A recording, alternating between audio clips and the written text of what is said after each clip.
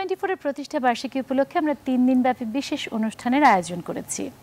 একটি বছর সময়ের হিসেবে খুব বেশি কিছু নয়, তবে আমরা চেষ্টা করেছি আমাদের একাগ্রতা পরিশ্রম দিয়ে জনগণের পাশে যেয়ে দাঁড়াতে, জনগণের কথা বলতে, সম্ভাবনার বাংলাদেশের কথা বলতে। আমরা মনে করি গণমাধ্যম মানে দায়বদ্ধতা, গণমাধ্যম মানে জনগণের আস্থা, গণমাধ্যম মানুষের জীবন দর্পণ। বাংলাদেশের গণমাধ্যম সে দর্পণ কতটা স্বচ্ছতার জবাবদিহিতার আস্থার সাথে তুলে ধরতে পারছে, গণমাধ্যম কি গণমানুষের দর্পণ হতে পারছে কিনা সেটি জানার জন্যই অভিনেতা, অভিনেত্রী, শিক্ষক, গণমাধ্যম ব্যক্তিত্বদের নিয়ে আজকের বিশেষ অনুষ্ঠান গণমাধ্যম দর্পণ। আমি সামিয়া রহমান আছি আপনাদের সাথে, এবং আমার সাথে যারা আছেন এখন পর্যন্ত দর্শক পরিচয় করে দিচ্ছি। আমার পাশে আছেন আয়ুব বাচ্চু, আমার খুব প্রিয় শিল্পী। সঙ্গীত জগতের আমরা বিভিন্ন সেক্টরে মানুষদের নিয়ে কথা বলছিলাম, কিন্তু সঙ্গীত জগতে পুরোটাই বাদ পড়ে যাচ্ছিল। সেই জন্য আপনার কাছে আসা, আপনাকে আমাদের মধ্যে নিয়ে আসা। আমাদের সাথে আছে আশরাফুল আলম খোকন, প্রধানমন্ত্রীর উপপ্রেস সচিব, আছেন ব্যারিস্টার তানজিবুল আলম, এবং আছেন অধ্যাপক ডক্টর মুনতাসির মামুন, অধ্যাপক, ঢাকা বিশ্ববিদ্যালয়। আপনাদের সবাইকে অসংখ্য ধন্যবাদ, এবং একটু পরে আমাদের সাথে আরও অনেকে সংযুক্ত হবেন। যেটি বলছিলাম আমি গণমাধ্যমের কথা, আমি ম্যাস মিডিয়া বলতে রেডিও, টেলিভিশন, সংবাদপত্র, অভিনয়, চলচ্চিত্র, সঙ্গীত সব কিছু নিয়ে কথা বলতে চাই। আমি যদি ব্যারিস্টার তানজিব আপনাকে দিয়ে শুরু করি, আমি যদি বলি যে আমাদের মিডিয়া, সেটা টেলিভিশন হোক, রেডিও হোক, আসলে কতটা এই যে স্বচ্ছতার কথা বলি, জবাবদিহিতার কথা বলি, যেমন সেদিন আমাদের এই অনুষ্ঠানে এসে আসিফ নজরুল বললেন যে সংবাদপত্র অনেক ভালো ইনভেস্টিগেটিভ রিপোর্ট করে, কিন্তু টেলিভিশন কিছুই করতে পারে না। টেলিভিশনে কোনো ইনভেস্টিগেটিভ রিপোর্ট নাই, আমরা কিছুই করতে পারছি না।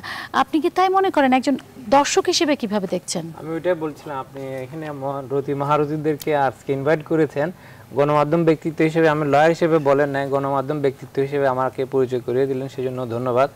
কয়েকটা টক শো করা ছাড়া গণমাধ্যমের সাথে কিছুই করি না, আমি দর্শক হিসেবে আমি অনেক প্রতিক্রিয়া দিতে পারেন, তো নিউজ তো দেখেন না, সেটা টক শোতে রেগুলার বক্তব্য দেন উনি।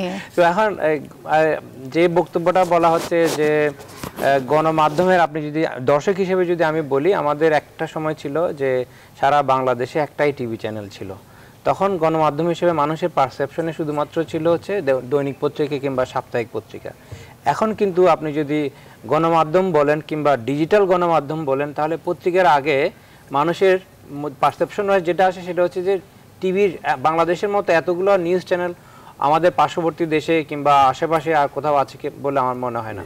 তো সেই পার্সপেক্টিভ থেকে যদি দেখেন, সংখ্যাটাই কি মূল বিষয়? আমি সেটা আসতেছি, সংখ্যাটা তো হচ্ছে যে স্টার্টিং পয়েন্ট। এখন সংখ্যা যখন বাড়বে তখন প্রতিযোগিতার যে একটা পরিবেশ সেটাও কিন্তু আরো বেশি ফিয়ার্স হবে, কারণ তখন প্রত্যেকে নিজেদের অস্তিত্বের রক্ষার স্বার্থে হলে তাদের কোয়ান্টিটি তো আছেই, সেটার সাথে কোয়ালিটি যুক্ত না হলে অস্তিত্ব। আমি এই পয়েন্টটাতে চলে আসি, বাংলাদেশের মিডিয়া আসলে কোয়ালিটির দিক থেকে কতটা ভালো কাজ করছে? এখন যদি আপনি বাংলাদেশের মিডিয়াকে বিবিসি কিংবা সিএনএন এর সাথে তুলনা করেন, আমি বলবো বাংলাদেশের মিডিয়াগুলোর এখনো অনেক দূর যাওয়ার জায়গা আছে। কিংবা এখন আমাদের এই অনুষ্ঠানে মোজাম্মেল বাবু এসেছিলেন, উনি বললেন উনি সারাদিন টেলিভিশন দেখেন, মানে ওয়ার্ল্ডের সব টেলিভিশন, এবং উনি বললেন যে আমি বিশ্বাস করি এবং বিশ্বাস করি না, উনি বলেন যে উনি মনেই করেন আসলে ওয়ার্ল্ডের বিভিন্ন টেলিভিশনের সাথে যদি কম্পেয়ার করা হয়, আমাদের টেলিভিশনগুলো খুবই ভালো কাজ করছে, রিপোর্টিংয়ের দিক থেকে, প্রেজেন্টেশনের দিক থেকে, অ্যাকাউন্টেবিলিটির দিক থেকেও। একটা কম্পিটিশন যে হচ্ছে বিটুইন দি চ্যানেলস, সেটা তো অবশ্যই স্বীকার্য, এবং আপনি দেখতে পাবেন প্রত্যেকটা চ্যানেলের মধ্যে, বিশেষ করে নিউজ চ্যানেল যেগুলো আছে তাদের মধ্যে এক ধরনের প্রতিযোগিতা হচ্ছে কে কার চেয়ে বেশি এক্সক্লুসিভ অফার করতে পারে, এবং সেটা অনেকগুলো এক্সাম্পল আমরা রিসেন্ট পাস্টেও দেখেছি। বিশেষত অনেকগুলো নিউজ চ্যানেল ক্রাইম রিপোর্ট নিয়ে অনেক গভীরভাবে কাজ করছে, এবং বিভিন্ন জায়গায় যেমন মাদকের চোরাচালানির কিংবা আপনার বিভিন্ন হিউম্যান ট্রাফিকিং থেকে শুরু করে, তার মানে হচ্ছে যে প্রথম দিয়ে শুধুমাত্র খবরের জায়গা কিংবা এডুটেইনমেন্ট যে কনসেপ্টটা, সেটা কিন্তু এখন নিউজ চ্যানেলগুলো আরো অনেক বেশি করে সিরিয়াসলি নিচ্ছে। তো সেই হিসেবে আপনি যদি গত 5 বছরের সাথে তুলনা করেন, এটা উত্তরোত্তর উন্নতি হয়েছে, এবং এটা কোনো মানে সন্দেহ নেই। কিন্তু আরেকটা যে জিনিস আসছে, মানে নৈরাশ্যবাদীরা অনেক কথা বলে থাকেন, সেটা হচ্ছে যে ওনারা মিডিয়া এসে বলেন যে মিডিয়ার কন্ট্রোল করার চেষ্টা হচ্ছে, মানে দ্যাট ইজ আ ফ্যালাসিয়াস একটা স্টেটমেন্ট। এটাই বলছিলেন আসিফ নজরুল যে মিডিয়া গণতন্ত্রের সহায়ক পরিবেশ নেই, মিডিয়া একটা নেগেটিভ ইমেজ তৈরি করেছে সোসাইটিতে। এখন জিনিসটা দেখেন, ওই কথাটা উনি মিডিয়াতে এসেই বলছেন।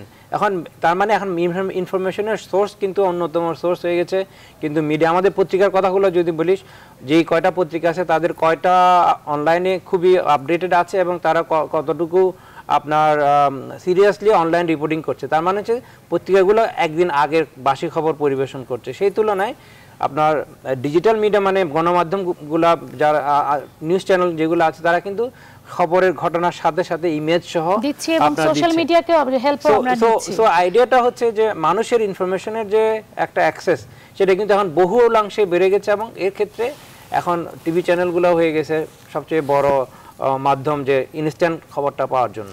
আপনাকে ধন্যবাদ। ইনস্ট্যান্ট খবরের কথা বললেন, আপনি ইনভেস্টিগেটিভ রিপোর্টিং এর ক্ষেত্রে টেলিভিশনগুলো পিছিয়ে নেই, যেটা আসিফ নজরুল বলতে চাইছিলেন সে বিষয়ে আপনি বলেছেন।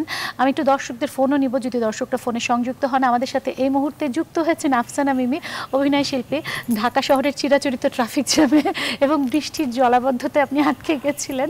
আমরা গণমাধ্যম নিয়ে কথা বলছিলাম, কিন্তু আমি খোকন আপনার কাছেও আসবো, তার আগে আমি একটু আয়ুব বাচ্চুর কাছে যেতে চাই। এই কদিন আমরা চলচ্চিত্র নিয়ে কথা বলছি, টেলিভিশন নিয়ে বলছি, সংবাদপত্র নিয়ে বলছি, সঙ্গীত জগতে একেবারেই বাদ পড়ে গেছে। এবং চলচ্চিত্রের শিল্পীরা যারা এসেছিলেন, সোহেল রানা, তারপরে আমজাদ হোসেন, গুলজার ভাই, ওনারা বলছিলেন যে টেলিভিশন তো তাও স্বাধীনতা ভোগ করছে, সংবাদপত্রগুলো অনেক স্বাধীনতা ভোগ করছে বা সমাজের কিছু তুলে ধরতে পারছে, ফিল্মে একেবারেই নেই। সঙ্গীতের ক্ষেত্রে স্বাধীনতা এবং কপিরাইটের ব্যাপারগুলো আছে, কপিরাইট না সরি পাইরেটেড হয়ে যাওয়ার ব্যাপার আছে।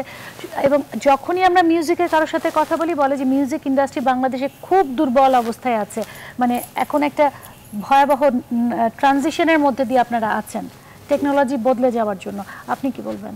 এটা তো আপা আমরা একবার আলাপ করেছিলাম, পাইরেসি এমন একটা ডিজিজ, এটা আমি বলতে চাই, এটা আসলে শুধু আমাদেরকে নয়, আমাদের পরবর্তী প্রজন্মকেও নষ্ট করে ফেলছে। তার ইচ্ছা শক্তি, তার প্ল্যানিং, আগামী পরিকল্পনা, মিউজিক নিয়ে তার চিন্তাভাবনা সব কিছুতে আঘাত হানছে পাইরেসি। এখন পাইরেসি দেখার দায়িত্ব আমার পাশে খোকন ভাই আছেন।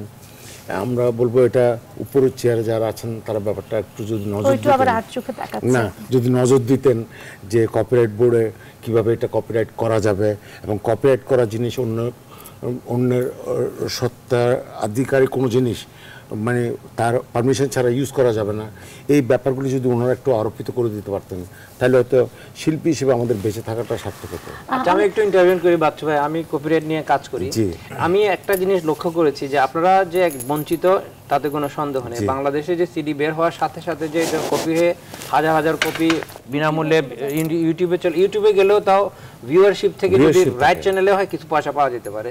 যে আপনারা সবসময় কপিরাইট বোর্ড কিংবা কপিরাইট অফিসকে দায়িত্ব নেওয়ার কথা বলেন, কিন্তু আমি আপনাকে লয়ার হিসেবে দায়িত্ব নিয়ে বলছি, রাইটটা কিন্তু যখনই আপনারা কোনো জিনিস তৈরি করছেন সাথে সাথে তৈরি হয়ে যাচ্ছে। আপনাদের শিল্পীদের মধ্যে যে জিনিসটা না সেটা হচ্ছে যে প্রত্যেকটা শিল্পী যখনই তার সিডি বের হয় এটা নিয়ে সে পুলিশ নিয়ে বাসায় বাসায় দৌড়াদৌড়ি করতে পারবে না।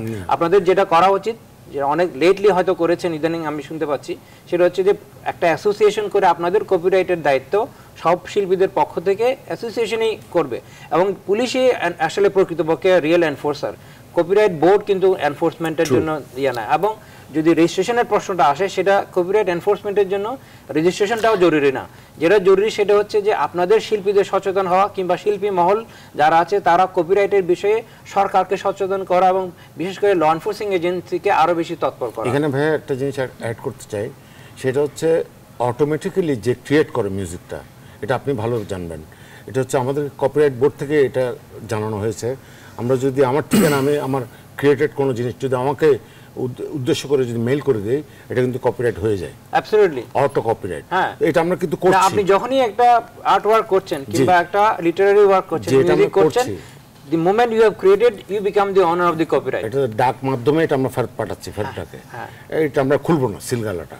বাট এটার বিজনেসটা কোথায় আছে আসলে? How can we survive? তার মানে আপনারা জানেন না, উনি যে লিগ্যাল প্রসেসগুলো বললেন সেই বিষয়গুলো আপনারা আসলে ওয়াকিবহাল না। নন। ওয়াকিবহাল আছে, আমাদের অনেকে আছে ওয়াকিবহাল, আমাদের মধ্যে যেমন হামিন ভাই ওয়াকিবহাল আছে, এবং আরো অনেকে ওয়াকিবহাল আছে ব্যাপারটা। অনেক সচেতন না, আলাউদ্দিন ভাই ওয়াকিবহাল আছে। পিপল আর ওয়ার্কিং হার্ড, আমরা সবাই কষ্ট করছি। বাট আমার প্রশ্ন ভাইয়ের কাছে যে শিল্পীরা আসলে গানের শিল্পীরা সার্ভাইভ করার পথ কোনটা, which is the right way to survive? এটা যদি আপনি আমাকে বলেন, আমি একটা উদাহরণ বলি। ওয়াইপুর পক্ষ থেকে আমাদেরকে সুইজারল্যান্ডে নিয়ে যাওয়া হয়েছিল একটা ট্রেনিং এর জন্য, অনেকদিন আগের কথা বলছি। তখন ওই ওয়াইপুর থেকে আমাদেরকে একটা লাঞ্চ করাতে নিয়ে গেছে আপনার জেনিভার একটা রেস্টুরেন্টে। তখন সে বলছিল যে আমরা এখন যে জেনিভার রেস্টুরেন্টে বসে আছি এবং আমরা লাঞ্চ করার সময় একটা গান বাজছে ব্যাকগ্রাউন্ডে, ওইটা ছিল আসলে এলভিস প্রিসলির গান। আসলে এই যে এলভিস প্রিসলির গানটা বাজছে, এই রেস্টুরেন্টের সাথে এখানে যারা কপিরাইট আপনার এনফোর্সিং এজেন্সিসগুলো আছে, বিশেষ করে ফোনোগ্রাফিক অ্যাসোসিয়েশন যারা আছে, ওরা কিন্তু এটার আপনার এটা হিসাব নিচ্ছে এবং মাসের শেষে এই গানটা কয়বার বাজিয়েছেন সেটা হিসাব করে সে একটা রেট ধরে আপনার কাছ থেকে নিয়ে যাবে। এই বিষয়টা আমাদের দেশে আমাদের এখানে কিভাবে ইমপ্লিমেন্ট এটা করার একমাত্র উপায় হচ্ছে যে আপনারা সব শিল্পীরা মিলে একটা আপনার কপিরাইট আইনে বলা আছে সেরকম অ্যাসোসিয়েশন এবং ওই অ্যাসোসিয়েশনের দায়িত্ব হবে আপনাদের যত শিল্পী আছেন তাদের গানগুলোর একটা ডাটাবেস তৈরি করে যেখানে যেখানে বাজানো হয় সেখানে সেখানে এরকম রয়্যালটি কালেকশনের ব্যবস্থা করা। আপনি ফর এক্সাম্পল ধরে নেন, বাংলাদেশে এক সময় কোনো এফএম টিভি চ্যানেল ছিল না, এখন অনেকগুলো এফএম টিভি চ্যানেল হয়েছে। এই যে এফএম টিভি চ্যানেলগুলো, রেডিও চ্যানেলগুলো আপনাদের গান সমানে বাজিয়ে যাচ্ছে, আপনাদেরকে কোনো কমার্শিয়াল ইউজ করছে, তারা তো আপনাদের গান বাজিয়ে আপনার দর্শক বা শ্রোতা অ্যাট্রাক্ট করছে এবং বিজ্ঞাপন করছে, টাকা ইনকাম করছে, কিন্তু আইন অনুযায়ী প্রত্যেকটা এফএম চ্যানেলের মালিককে আপনাদেরকে রয়্যালটি দিতে হবে। আপনারা তো কারো কাছে গিয়ে চান নাই দেখে শুনেন, একটা জিনিস হচ্ছে কি, কেউ আপনাকে এসে দিয়ে যাবে না, আপনার অধিকার আপনাকে নিজেকে প্রতিষ্ঠা করতে হবে। এখন আপনি শিল্পী কি গান তৈরি করবেন নাকি এরকম চ্যানেলে দৌড়াদৌড়ি করে টাকা আদায় করবেন? জায়গাটাতে আমরা আটকে গেছি। সেই জন্য আপনাদেরকে সংগঠিত হয়ে একটা সংগঠন দাঁড় করাতে হবে, সব শিল্পীর পক্ষ থেকে আইনগত পদক্ষেপগুলো ওই প্রতিষ্ঠানটাই নেবে। রিসেন্টলি এটা করা হয়েছে এবং কপিরাইট বোর্ডের পক্ষ থেকে আপনাদেরকে স্বীকৃতিও দিয়েছে এবং পরবর্তী করণীয় হচ্ছে এই প্রতিষ্ঠানটাকে একটা আপনার ইন্টারন্যাশনাল স্ট্যান্ডার্ডের মধ্যে নিয়ে এসে তাদেরকে দিয়ে আপনাদের রাইটগুলো এস্টাবলিশ করা। আপনি অনেক লিগ্যাল পরামর্শ পেয়ে গেলেন আজকে, ভালো হলো। আমি একটু মুনতাসির মামুনের কাছে যেতে যাচ্ছি। অধ্যাপক মুনতাসির মামুন, আমরা গানের জগৎ থেকে যদি আবার একটু সেই আগের প্রসঙ্গে ফিরে আসি, গণমাধ্যমের প্রসঙ্গে চলে আসি। উনি বলছেন যে গণমাধ্যমের কণ্ঠরোধ করা হচ্ছে বলে এরকম যে অভিযোগগুলো আসে, সেই অভিযোগগুলোর ক্ষেত্রে আসলে গণমাধ্যম কি সমাজে নেগেটিভ ইমেজ তৈরি করছে কিনা, যারা অনেকে বলে থাকেন মানে গণতন্ত্রের সহায়ক পরিবেশ নাই বললে বলা হচ্ছে যে যারা অভিযোগ করছেন যে গণতন্ত্রের সহায়ক পরিবেশ নেই, তারা বলছেন যে গণমাধ্যম নেগেটিভ ইমেজ তৈরি করে। এবং এখনকার গণমাধ্যমের ক্ষেত্রে গণমাধ্যম আসলে কতটা ক্রিয়েটিভ রোল প্লে করতে পারছে? প্রথমে বলা দরকার যে আমরা যখন বেড়ে উঠি তখনকার গণমাধ্যম আর এখন যে গণমাধ্যম, এটার মধ্যে আকাশ পাতাল তফাৎ হয়ে গেছে। তখন গণমাধ্যম বলতে প্রধানত সংবাদপত্রকে বোঝা যেত, এবং যদি আমরা বেতারকে বলি বেতারকে, তো বেতার তো একটি, সেটা হচ্ছে সরকারি, কিন্তু সেই সংবাদপত্রের জগৎটা ভিন্ন ছিল। সেটা অনেকটা ছিল আদর্শগত একটা লড়াইয়ের স্থান, এবং সাংবাদিক যারা, তারাও কিন্তু চাকরি থেকেও বেশি এটাকে দেখতেন একটা লড়াই হিসেবে আদর্শের। কারণ আমরা একটা ঔপনিবেশিক শাসনে ছিলাম, সেটার বিরুদ্ধে লড়াইটা ব্যাপার ছিল, এবং দায়বদ্ধতাটা ছিল কিন্তু অনেকটা আদর্শের কাছে, এবং যে আদর্শে যেসব মানুষ আছে তাদের কাছে। অধ্যাপক মুনতাসির মামুন, আপনি সব পাস্ট টেন্সে কথা বলছেন কেন? না, পাস্ট টেন্সে বলছি যে তাহলে বোঝার সুবিধা হবে সেই জন্য, কারণ আমি তো ইতিহাসের ছাত্র, আমাকে তো পাস্টের সঙ্গে প্রেজেন্ট যোগ করতে হবে। খালি প্রেজেন্ট বলে গেলে তো আর বোঝা যাবে না যে তফাৎটা কি। তো আমি যে কথাটা বলতে যাচ্ছি যে সেক্ষেত্রে আমরা ইত্তেফাক, সংবাদ, আজাদ প্রত্যেকটি পত্রিকা কিন্তু একটা বড় রোল প্লে করেছে। এখন আমি যদি এই শতকে এসে দেখি যে পুঁজির যে বিকাশ হয়েছে, আগে তো সেই বিকাশটা ছিল না, এবং এই পুঁজির ক্ষেত্রে গণমাধ্যমকে বেছে নেওয়া হচ্ছে বিভিন্ন লিবারালাইজেশনের কারণে। এখন আমরা এটার একটা স্ফুরণ দেখতে পাচ্ছি, টেলিভিশন হোক, সংবাদপত্র হোক, অনলাইন মিডিয়া হোক। কিন্তু যে প্রশ্নটা আসছে যে তারা কতটুকু কাজ করতে পারছে, একটা হচ্ছে তখন যারা কাজ করেছিলেন তখন এটা ভিজিবল ছিল যে তারা লড়াইটা করছেন এবং কণ্ঠরোধ করা হচ্ছে, এটা পরিষ্কার ছিল, এবং তারা সেটাকে অতিক্রম করতে যাচ্ছেন। এখন যে কণ্ঠরোধের ব্যাপারটা বলা হচ্ছে, সেই কণ্ঠরোধটা কিভাবে করা হচ্ছে? আমার জানা মতে সরকারি এমন কোনো নির্দেশ নেই, অনলাইনের ক্ষেত্রে আমি বলতে পারবো না, টেলিভিশন বা ইত্যাদির ক্ষেত্রে যে বলা হচ্ছে যে তোমরা এটি দিতে পারবে না বা এটা দেওয়া যাবে না। যদি সরকার বলেও থাকে, সেটাও কিন্তু কোনো গণমাধ্যম যদি সেটা প্রত্যাখ্যান করে, সরকারের কিন্তু কিছু বলার থাকে না। কিন্তু প্রশ্নটা হচ্ছে কণ্ঠরোধটা তাহলে কোত্থেকে হচ্ছে? সেটা হচ্ছে সেলফ সেন্সরশিপটা হচ্ছে। সেলফ সেন্সরশিপের ক্ষেত্রে দায়বদ্ধতাটা কার? এটা কি সরকারের চাপ, গণমাধ্যমের চাপ, নাকি সাংবাদিকের নিজস্ব দক্ষতার অভাব? সেটা হচ্ছে না, সেটা দেখতে হবে এইভাবে, যিনি পুঁজি বিনিয়োগ করছেন তিনি হয়তো একটি আদর্শের পক্ষে, তার পুঁজি বিনিয়োগে যে পত্রিকাটা চলছে বা গণমাধ্যমটা চলছে টেলিভিশন, সেটা কিন্তু এখন আমাদের এখানে যে কর্পোরেটটাকে বলে, এটা তো বিবিসি হয় নাই বা সিএনএন হয় বা নিউ ইয়র্ক টাইমস হয় নাই, তাদের সঙ্গে তুলনা করে লাভ নেই। এখানে মালিক এর দৃষ্টিভঙ্গি প্রতিফলিত হবে গণমাধ্যমে। কালকে এখানে মোজাম্মেল বাবু বলছিলেন গণমাধ্যমকে উনি বুঝেন আসলে এডিটার্স মিডিয়া।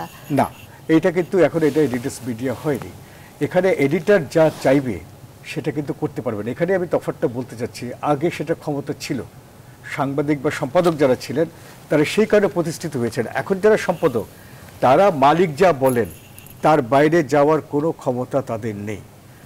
কার লেখা ছাপা হবে, কার লেখা ছাপা হবে না সেটাও কিন্তু ওইভাবে করা হয় এবং হ্যাঁ এটা করা হচ্ছে। আমার লেখা তো ছাপা হয় না। আমি বলছি যে সবগুলো গণমাধ্যমে নিশ্চয়ই নয়, না অধিকাংশই। কেননা আপনি যদি এটা নিয়মিত লিখতেন আমার মতো 30 বছর বা 25 বছর আগে যে অ্যাক্সেসটা ছিল সেটা ক্রমে সীমিত হয়ে আসছে। কেননা এই যে মালিকানার যে বিষয়টা তারা কিন্তু বিভিন্ন ক্ষেত্রে চাবে না যে এটা, এবং মালিক কারা। আমি যদি আজকে ঢাকা শহরের কোনো কোনো অংশ দখলের কথা নিয়ে লিখতে চাই বা যদি ভূমির কথা গ্র্যাবিংয়ের কথা লিখতে চাই, তাহলে কি যে পত্রিকার মালিক বা যে পত্রিকা আছে তারা কি সেটা অ্যালাউ করবে? করে না। কিন্তু সেটা কখনো করতে কিন্তু মালিক অনেক ক্ষেত্রে বাধা দেয়। তারা মনে করে সংবাদ বিজনেসটা পাবে কিনা, মানে বিজ্ঞাপনটা পাবে কিনা। আরেকটা সেলফ সেন্সরশিপে যেটা কথা বললাম, তারা অনেকেরই ধারণা যে আমি এটা করলে এই পক্ষ কি রাগ করবে, কতটুকু রাগ করবে, সরকার কি রাগ করবে। তারা নিজেরাই কিন্তু করছে। সরকার তার অনীহা তার ক্ষোভ নানাভাবে প্রকাশ করতে পারে, কিন্তু আগে কিন্তু গণমাধ্যম সেই ক্ষোভকে উপেক্ষা করেছে। আজকাল কিন্তু উপেক্ষা করছে না, কারণ এখানে পুঁজি এবং বিনিয়োগের ব্যাপারটা চলে আসছে, লাভ ক্ষতির ব্যাপারটা চলে আসছে। গণমাধ্যম অনেক বেশি ভাইব্রেন্ট। আমরা যেভাবে সরকারের সমালোচনা করি, যেভাবে মানে সেটা তো আছে। আমি তো বলছি তাহলে কন্ট্রোলের ব্যাপারটা কোথায় আসছে? কিন্তু সেটাও কিন্তু সিলেক্টিভ ক্রিটিসিজম। খুব যদি আমি পরিষ্কারভাবে বলি, আমরা কার করবে, কতটুকু করব, সেটা কিন্তু একটা নির্ধারিত, সেটারও একটা মানদণ্ড আছে, একটা মানদণ্ড আছে। আমি কতটুকু পর্যন্ত কার কথা বলবো। আমি খোকনের কাছে এই প্রসঙ্গে অবশ্যই আসবো, তার আগে একটু আফসানা মিমির কাছে, যে অভিনেত্রী এতক্ষণ বসে চুপ করে বসে থাকাটাও তার জন্য কষ্টকর। কেন? শুনতে ভালো লাগছে তো। নির্মাতা এবং অভিনেত্রী আফসানা মিমি, আমি স্বাধীনতার প্রসঙ্গে বা সেন্সরশিপের প্রসঙ্গে খোকনের কাছে যাব, কিন্তু তার আগে আপনার কাছে একটু জানতে চাচ্ছি ক্রিয়েটিভিটির ব্যাপারটা। বলা হচ্ছে যে গণমাধ্যমে আমাদের ক্রিয়েটিভিটিটা কমে গেছে, আমরা কপি পেস্টের যুগে চলে গেছি। আমরা শুধু অন্যান্য দেশের অনুষ্ঠানকে নকল করছি, অন্যান্য দেশের নাটককে নকল করছি, যার জন্য আমাদের দেশের অডিয়েন্স চলে যাচ্ছে অন্য দেশে, অন্য চ্যানেলে। আমাদের কি আসলে ক্রিয়েটিভিটির অভাব? এফিশিয়েন্সি কি মিডিয়ার এখন মূল সমস্যা? এটা তো আসলে অনেক গোড়া থেকে বলতে হবে। বিষয়টা হচ্ছে যে একটা টেলিভিশন চ্যানেল কি কি অনুষ্ঠান প্রচার করবেন সেটা সিদ্ধান্ত সেই টেলিভিশন চ্যানেলের। তারা ওই অনুষ্ঠানগুলো নির্মাণের জন্য কাকে নির্বাচন করবেন সেটা এই সিদ্ধান্তের দায়িত্ব টেলিভিশন চ্যানেলের। তো এখানে টেলিভিশন চ্যানেল যাকে নির্বাচন করছেন, নন ক্রিয়েটিভ পারসনকে কেন নির্বাচন করবে? একটা বেসিক কিছু ক্রাইটেরিয়া থাকতে হবে তো, যে একটা লোক নাটক তৈরি করবে বা একটা লোক কোন একটা অনুষ্ঠান নির্মাণ করবে। তাহলে তো সব ক্ষেত্রে যেটা হতে হয় যে আমার পরীক্ষিত মানুষকে নিয়ে আসতে হবে। নতুনরা তাহলে তাই না, যেটা হচ্ছে যে আমি যদি শুধু এই মুহূর্তে একটু অভিনয় নিয়েই কথা বলি, তাহলে শুধু আমি যেটা বলবো সেটা হচ্ছে যে এখানে সবাই আছেন শ্রদ্ধেয়। আপনি যে কোনো প্রফেশনেই কাজ করতে চান না কেন, যেমন বাচ্চু ভাই তো আছেন এখানে, আমি কি বলবো যে নিশ্চয়ই গানের অঙ্গনেও সঙ্গীতের অঙ্গনেও একই ব্যাপার ঘটছে, যে যার গান গাইবার কথা না তেমন মানুষও তো গান গাইছেন। ঠিক আছে, এখানে তো আমরা শুনেছি বেসুরা গলায় এখন যন্ত্র দিয়ে সুর তৈরি করে। না, এখানে আমরা গান গাওয়া শুরু করে দেই। আমি এখানে যেটা বলতে চাইছিলাম যে তারপরে লোকেরা মনে করে যে হ্যাঁ গান একটু শিখতে হয়, নাচ একটু শিখতে হয়, অভিনয় কিন্তু এমন একটা ব্যাপার সবাই মনে করে যেখানে শেখবার কোনো প্রয়োজন নাই। আমি নিজে কাজ করতে গিয়ে যেটা ফেস করি, প্রচুর স্ক্রিপ্ট পড়ি, প্রচুর স্ক্রিপ্ট পাই। এখানে যারা লিখছেন, যারা ডিরেকশন দিচ্ছেন, তাদের সাথে এরকম বহু মানুষকে আমি পরিচিত হয়েছি যাদের সাথে সাহিত্যের কোনো যোগাযোগ নেই। তো সেই জন্য আমি বলছি যে আপনাকে অবশ্যই নির্বাচনটা করতে হবে। কেন? আপনি যখন কে সংবাদ পাঠ করবেন, আপনার সেখানে একটা নির্বাচন হয় না? যে কেউ এসে যদি বলে আপনার চ্যানেলে সংবাদ পাঠ করবে, আপনি কি তাকে দেবেন? দেবেন না। নিউজ রিপোর্টিং এর জন্য যে কেউ এসে যদি বলে, আপনি কি তাকে দেবেন? তাহলে ক্রিয়েটিভিটির সমস্যাটা আসলে একেবারে গোড়া থেকে যারা তাদেরকে নির্ধারণ করছে, নির্বাচনের জায়গাটা নষ্ট হয়ে যাচ্ছে। ঠিক আছে, কেন বাংলাদেশ টেলিভিশনে একসময় অনেক ভালো অনুষ্ঠান আমরা কেন দেখতাম? কেন তার কারণটা হচ্ছে কি নির্বাচনটা অনেক স্ট্রং ছিল।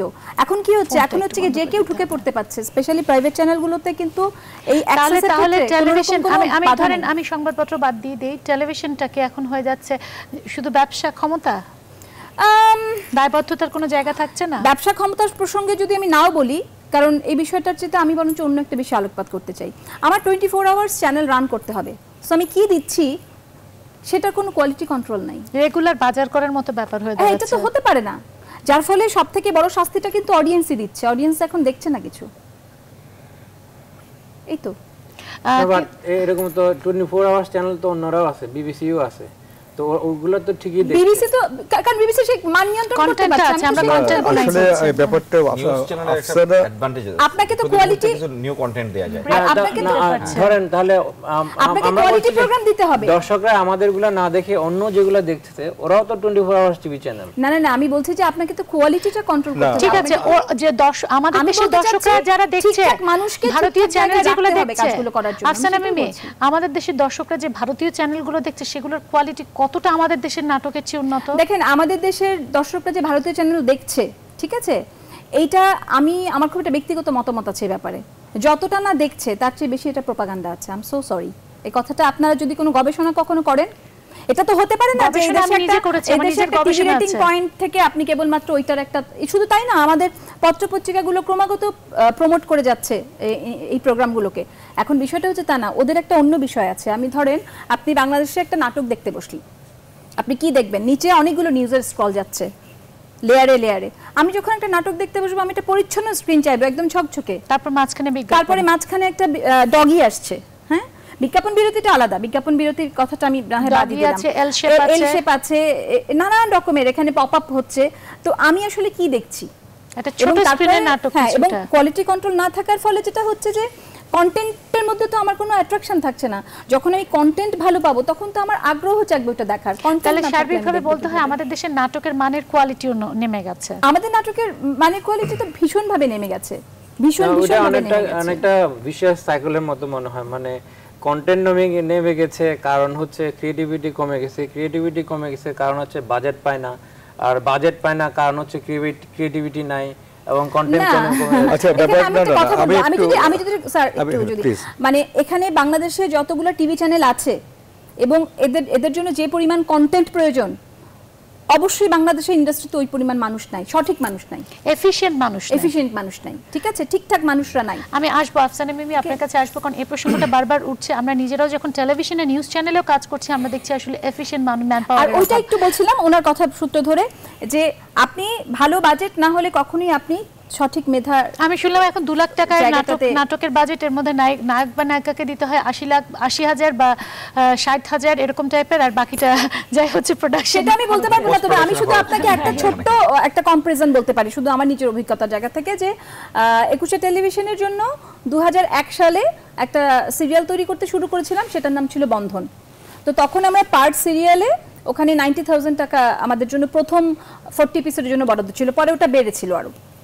কিন্তু আমি বলছি যে সেই 2001 সালে একটা টিভি সিরিয়ালের একটা পর্বের জন্য ওটার অ্যামাউন্ট নির্ধারণ করা হয়েছিল 90,000 টাকা, আর আজকে 2017 সালেও ওই একই 90,000 টাকায় আপনাকে দেয়া হচ্ছে কাজ করার জন্য। এইটুকু শুধু আমি আমার ব্যক্তিগত অভিজ্ঞতারটুকু শেয়ার করছি। সাবিয়া, আমি বলি একটা ব্যাপার, কিন্তু আমরা মূল কথাটাতে মানে একটু এড়িয়ে যাচ্ছি। একটা কথা আপনি বলেছিলেন শুরুতে, যে তাহলে কি টেলিভিশন ক্ষমতা এবং অর্থের জন্য কিনা? আসলে মূলত ব্যাপারটা দাঁড়িয়ে গেছে প্রত্যেকটি হাউসের ক্ষমতা বা কোনো কিছুর জন্য। দ্বিতীয়ত যে কথাটা আফসানা বলল, আমরা সেই বিষয়টা, মানে ক্ষমতাটা আপনি এখানে বলছেন না, সেখানে ক্ষমতা আরেকটা ব্যাপার আছে। টেলিভিশন চ্যানেল করার জন্য যা বিনিয়োগ তাই, তারপরে কিন্তু বিনিয়োগটা নাই। এই প্রসঙ্গটা সবাই তুলছে যে প্রথমে একটা বড় বিনিয়োগ হচ্ছে, পরে আমি বলি আজকে আমাদেরকে যেখানে ডাকা হয়েছে, আমরা যদি একটা সংক্ষেপে বলি, আজকে আপনি আমাদের অনেককে ব্যক্তিগতভাবে বলেছেন, অনেককে বলেছেন একটা পার্সোনাল রিলেশনের কারণে অনেকে আমরা আসছি। আমার আসা যায় 5 ঘন্টা, সমস্ত কিছু। আয়ুব বাচ্চুর আমার থেকে বেশি ক্ষতি, ওর তো প্রতি মিনিটে টাকা। এখন আপনারা এখানে এসে দেন কি, কিছু মগ দিত আগে, মগের মূল্যকের মতো, তারপরে দিত 1000 টাকা, 1500 টাকা, 2000 টাকা। আপনারা তো এখানে বাড়াচ্ছে না। এখন আপনি যদি এখানে মনে করেন যে ঠিক আছে এরকম 5 জনকে আমি আনবো, প্রত্যেককে আমি 10,000 টাকা করে দেবো, এই যে বিনিয়োগটা, তাহলে কিন্তু আপনার সমস্ত প্রোগ্রামটা অন্যরকম হয়ে যাচ্ছে। আমি তো 5 ঘন্টার জন্য আমি 2,000 টাকা পাচ্ছি, সেটা আপনি কি বিনিয়োগ বলছেন? আপনারা নিজেদের ক্ষেত্রে কেন দেখছেন না যে আপনি যদি প্রত্যেকটা প্রোগ্রামে না আমি একটা কথা বলছি, টাকা বাড়াই দেয়, 5 মিনিটে যে কথাটা বলতেছেন 5 মিনিটে কি তার চেয়ে বেশি বলবেন? না এখানে কথা হচ্ছে সবকিছুতে একটা কিন্তু ভ্যালু আছে, তানজিম এভাবে দেখলে হবে না। আমি যখন লয়ারের কাছে যাচ্ছি, আমি যদি আপনাকে বেছে নেই অন্যকে না দিয়ে, তার মানে আপনি টাকা বেশি হলে আপনি কাজটা দেবেন, আপনাকে দেখলে নানা রকম কাজ হবে, এফিসিয়েন্সি ব্যাপার আছে যে কথাটা বারবার আসছে। এখন আপনারা যদি প্রত্যেককে মানে একেবারে তেল জল দুধ সব এক দামে করেন, মানে আমি স্যার বলি যে মুড়ি মিষ্টির এক দর, মানে এটা কিন্তু হচ্ছে টেলিভিশনে, কিন্তু এই কথাটা যখন টেলিভিশনে আমরা যাই এই কথাটা কিন্তু এই কথাটা না এই কথাটা কিন্তু তারা এড়িয়ে যেতে চায়, বিকজ এটা মালিকের সঙ্গে সম্পর্ক। না মালিকের সাথে সম্পর্ক না। এবার আমাকে একটু বলার সুযোগ দিতে হবে। টাকা পয়সার বিষয়টা তো আমি হ্যান্ডেল করছি না। আর এটা না আমি বলছি এই প্রসঙ্গটা আসছে যে বিনিয়োগের সময় যে পরিমাণ অর্থ খরচ করা হয়, পরবর্তীতে এক একটা টেলিভিশন তো আসলে একটা হাতি পোষার শামিলের মতো হয়ে যায়, যে প্রতিদিন নতুন নতুন অনুষ্ঠান, সংবাদপত্রের চেয়ে অনেক বেশি বিনিয়োগ, অনেক বেশি খরচ। একটা টক শোতে যদি আমি এখন এত বিনিয়োগ করি প্রত্যেকটা গেস্ট অনুযায়ী, তখন আমার আসলে সেই টক শোর কোনো মানে ভায়াবিলিটি থাকছে না। আমি অঙ্কটা যে বুঝি না তা তো না। না আমি টক শো, আমি একটা উদাহরণ, আমি অঙ্কের ক্ষেত্রে বুঝি। তাহলে যে কথাটা হচ্ছে বলছে বিবিসির বিনিয়োগটা কত, বিবিসির সাথে না ওরা না এটা কথা আমরা কিন্তু তুলি নেই, আমরা বিনিয়োগের কথা বলছি। যে যত বিনিয়োগ করবে বা তার ক্ষেত্রে যে পত্রিকা, প্রথম আলোতে যে বিনিয়োগ করা হয়, নিশ্চয়ই দৈনিক জনকণ্ঠ বা দৈনিক ভোরের কাগজ বা তাতে বিনিয়োগ করা হয় না। আমি আসছি এই প্রসঙ্গে আসবে, সেটা তো আসতেই হবে। আমি আমাদের সাথে এখন যুক্ত হয়েছে নায়ক ফেরদৌস এবং নায়ক ফারুক। আপনারাও আমাদের জলাবদ্ধতা, ট্রাফিক জ্যামে আটকে গেছেন এবং এসে আপনাদের মন মতো একটা টপিক খুঁজে পেলেন, মন মতো টপিক খুঁজে পেয়েছেন। শুটিং করবো বৈঠক ওইটা এগুলো খোঁজাখুঁজি করলাম। হ্যাঁ সুজন সুখের শুটিং হয়ে যাবে পরবর্তী এপিসোড আর কি। আমি আসবো আপনাদের কাছে, একটু খোকনের কাছে একটু যেতে যাচ্ছি। খোকন, কণ্ঠরোধের যে ব্যাপারগুলো বারবার করে অভিযোগ করা হয় সরকারের পক্ষ থেকে, চাপের কথা বলা হয়, প্রধানমন্ত্রীর উপপ্রেস সচিব আপনি, আসলে কতটা চাপ আপনারা দৃশ্যত প্রয়োগ করে থাকেন আর কতটা আড়ালে? ধন্যবাদ আপনাকে। প্রথমত হচ্ছে ধরেন আমরা যদি কণ্ঠরোধ করার চেষ্টা করা হতো কিংবা ধরেন মিডিয়া সেন্সরশিপটা করা হতো গভর্নমেন্টের পক্ষ থেকে, আজকে আপনি এত বড় একটা অনুষ্ঠান এখানে করতেই পারতেন না, আর আমি তো আসতামই না এবং আমি আপনাকে করতে দিতাম না। ফোন করে বলতাম যে আপনি প্রোগ্রামটা করতে পারবেন না। সো আপনার যারা অভিযোগটা করছে বিভিন্ন জায়গায় কিংবা সম্পাদকীয় লিখছে কিংবা ধরেন বলছে, এটা তানজিব ভাই বলেছেন, ওনারা কিন্তু মিডিয়াতে এসে বলছেন। তো মিডিয়াতে এসে সরকারের বিরুদ্ধে বলছে যে সরকার কণ্ঠরোধ করেছে, তো এটা ইজ টোটালি হিপোক্রেসি। যে ওনার আপনি যদি জনসভায় বলতেন জনগণের সামনে যে আমার এই বক্তব্য মিডিয়াতে প্রচার হবে না, আমি আপনাকে বললাম প্রচার হবে না, মিডিয়াতে প্রচার হচ্ছে। তো কালকে মোজাম্মেল বাবু বলছিলেন যে বস্তুনিষ্ঠতা আসলে পার্সপেক্টিভটা বদলে গেছে, মানে সংজ্ঞাটা বদলে গেছে। বস্তুনিষ্ঠতা তাদের চোখে একরকম, আমাদের চোখে একরকম, ব্যাপারটা সেরকম না। বিষয়টা হচ্ছে কি, এখন ধরেন প্রথমত হচ্ছে মিডিয়া হচ্ছে কি, আপনার মিডিয়া হচ্ছে গণমাধ্যম, গণমানুষের মাধ্যম। মিডিয়া হচ্ছে আপনার সর্বশ্রেণীর মানুষ দেখে। তো এটা মিডিয়া কিন্তু একটা মোটিভেশনে কাজ করতে পারে পুরো সোসাইটির মধ্যে, পুরো সমাজটাকে চেঞ্জ করে দিতে পারে। এখন মিডিয়াতে আপনি কী দেখাবেন? প্রথমত হচ্ছে অ্যাজ এ জার্নালিস্ট, মিডিয়া গণমাধ্যম হিসাবে মিডিয়াতে আপনি কোনো ভুল তথ্য দিতে পারবেন না, এই রাইট আপনাকে কেউ দেয় নাই, আমাকে কেউ দেয় নাই। এখন মিডিয়াতে এসে আপনি যদি বলেন আজকে যে জিয়াউর রহমান বাংলাদেশের প্রথম রাষ্ট্রপতি, আপনি যদি মিডিয়াতে এসে বলেন যে কি বলে যে মুক্তিযুদ্ধে, মহান মুক্তিযুদ্ধে 30 লক্ষ শহীদ হয় নাই, 3 লাখ শহীদ হয়েছে, আপনি যদি মিডিয়াতে এসে বলেন, মানে এই যে ভিন্ন মতের নামে কিংবা মত প্রকাশের স্বাধীনতা এটার মাধ্যমে যদি বলেন যে এই কাদের মোল্লা সেই কাদের মোল্লা না, কিংবা মিডিয়াতে আপনি যদি বলেন যে আমাদের জাতীয়, আপনি যদি বলেন যে এই জাতীয় সঙ্গীত হিন্দুর লেখা, এটা মুসলিম অধ্যুষিত দেশ, এখানে আপনি এই হিন্দু লেখা জাতীয় সঙ্গীত প্রচার করতে পারবেন না। তার মানে কি? তার মানে হচ্ছে একটা রাষ্ট্রের অস্তিত্বের যে জায়গা, যে রাষ্ট্রের সেটেলড যে ইস্যুগুলো, আপনি এই ইস্যু নিয়ে প্রশ্ন তুলেছেন, এই রাইট তো আপনাকে দেয় নাই। আপনাকে স্বাধীনতা দিয়েছে ফ্রিডম উইথ রেসপন্সিবিলিটি। আমার এই হাত আমি ছোড়ার অধিকার আছে আমার, কিন্তু এটা নিশ্চয়ই বাচ্চা ভাইয়ের গায়ে লাগবে না। মানে অন্যের অধিকার হরণ করে। প্রসঙ্গে বলি, হ্যাঁ, বৌদ্ধ মন্দিরে, যেটা মোজাম্মেল বাবুর সাথে কালকে আমার এটা নিয়ে ডিবেট হচ্ছিল, বৌদ্ধ মন্দিরে হামলার ক্ষেত্রে উনি বলছিলেন এই রিপোর্টটা যদি করা হয় হয়তো অনেকে বলবেন যে এই রিপোর্টটা করে মানুষকে আর উস্কে দেওয়া হলো, আবার এ ধরনেরও একটা বক্তব্য আসতে পারে যে এই রিপোর্টটা তো দায়বদ্ধতার জায়গা থেকে জানানো উচিত। সেই সমস্ত ক্ষেত্রে আসলে কি সেই জায়গায় হচ্ছে একজন জার্নালিস্টের, একজন মিডিয়া ব্যক্তিত্বের ক্রিয়েটিভিটি। যেমন আপনি ধরেন ইন্ডিয়াতে একটা রায়ট যেটা হলো হিন্দু মুসলিম ক্লাসে 100 জন মুসলমান মারা গেল। এখন আজকে যদি আপনি মিডিয়াতে প্রচার করেন যে 100 জন মুসলিম হিন্দুরা মেরে ফেলেছে, এরপর যে 200 মানুষ যে হিন্দু মারা যায়, এই লায়াবিলিটি কার? এটা কিন্তু মিডিয়ার লায়াবিলিটি। সো আপনাকে এটা এমনভাবে প্রচার করতে হবে, এই জায়গায় হচ্ছে আপনার ক্রিয়েটিভিটি। আর সেই জায়গায় যদি আপনি আপনার যোগ্যতা প্রমাণ করতে না পারেন, আপনার ক্রিয়েটিভিটি দেখাতে না পারেন, তার মানে এই মিডিয়া যোগ্য না। আমার কথা হচ্ছে সেই জায়গাটায় আপনি ধরেন যে এই যে সেলফ সেন্সরশিপ আপনারা আলাপ করলেন, সেলফ সেন্সরশিপটা আমি বলি টোটালি হচ্ছে এটা হচ্ছে মিডিয়ার কনফিডেন্সের অভাব। আশরাফুল আলম খোকন, টোটালি কনফিডেন্সের অভাব। সরকার কি সব ধরনের সমালোচনা নিতে পারেন? সরকার সমালোচনা এখন সমালোচনাটা নিতে পারবেন না কেন? যদি গঠনমূলক হয়। এখন সমালোচনার নামে যদি আপনি গালিগালাজ করেন আমাকে, না সরকারের সমালোচনা করার জন্য কার কি শাস্তি হয়েছে এই পর্যন্ত আপনি এখন আপনি আমাকে বলেন একটা বিষয় বলেন। আমি একটা एग्जांपल দিই, আপনি রানিং ইস্যু সবাই পত্রিকা পড়েন, একটা পত্রিকাতে একটা মিনিস্ট্রি সম্পর্কে ঢালাওভাবে ধারাবাহিক রিপোর্ট হচ্ছে এই গত 1 সপ্তাহ 15 দিন ধরে।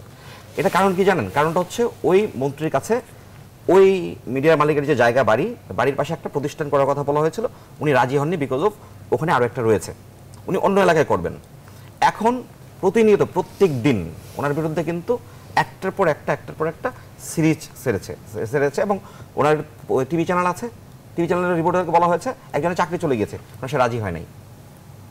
এখন আপনি ধরেন, এখন আমি যদি প্রেস কাউন্সিলে যাই, যে আমি প্রেস কাউন্সিলে আপনাকে তিরস্কার করবে, এখন তিরস্কার যে একটা অপমান, এটা নেয়ার যে মানে এটা নেওয়ার মানসিকতা, যে বোঝা, এই বোঝার ক্ষমতা ওই মিডিয়া মালিকের নাই, ওই মিডিয়া ব্যক্তিত্বের নাই।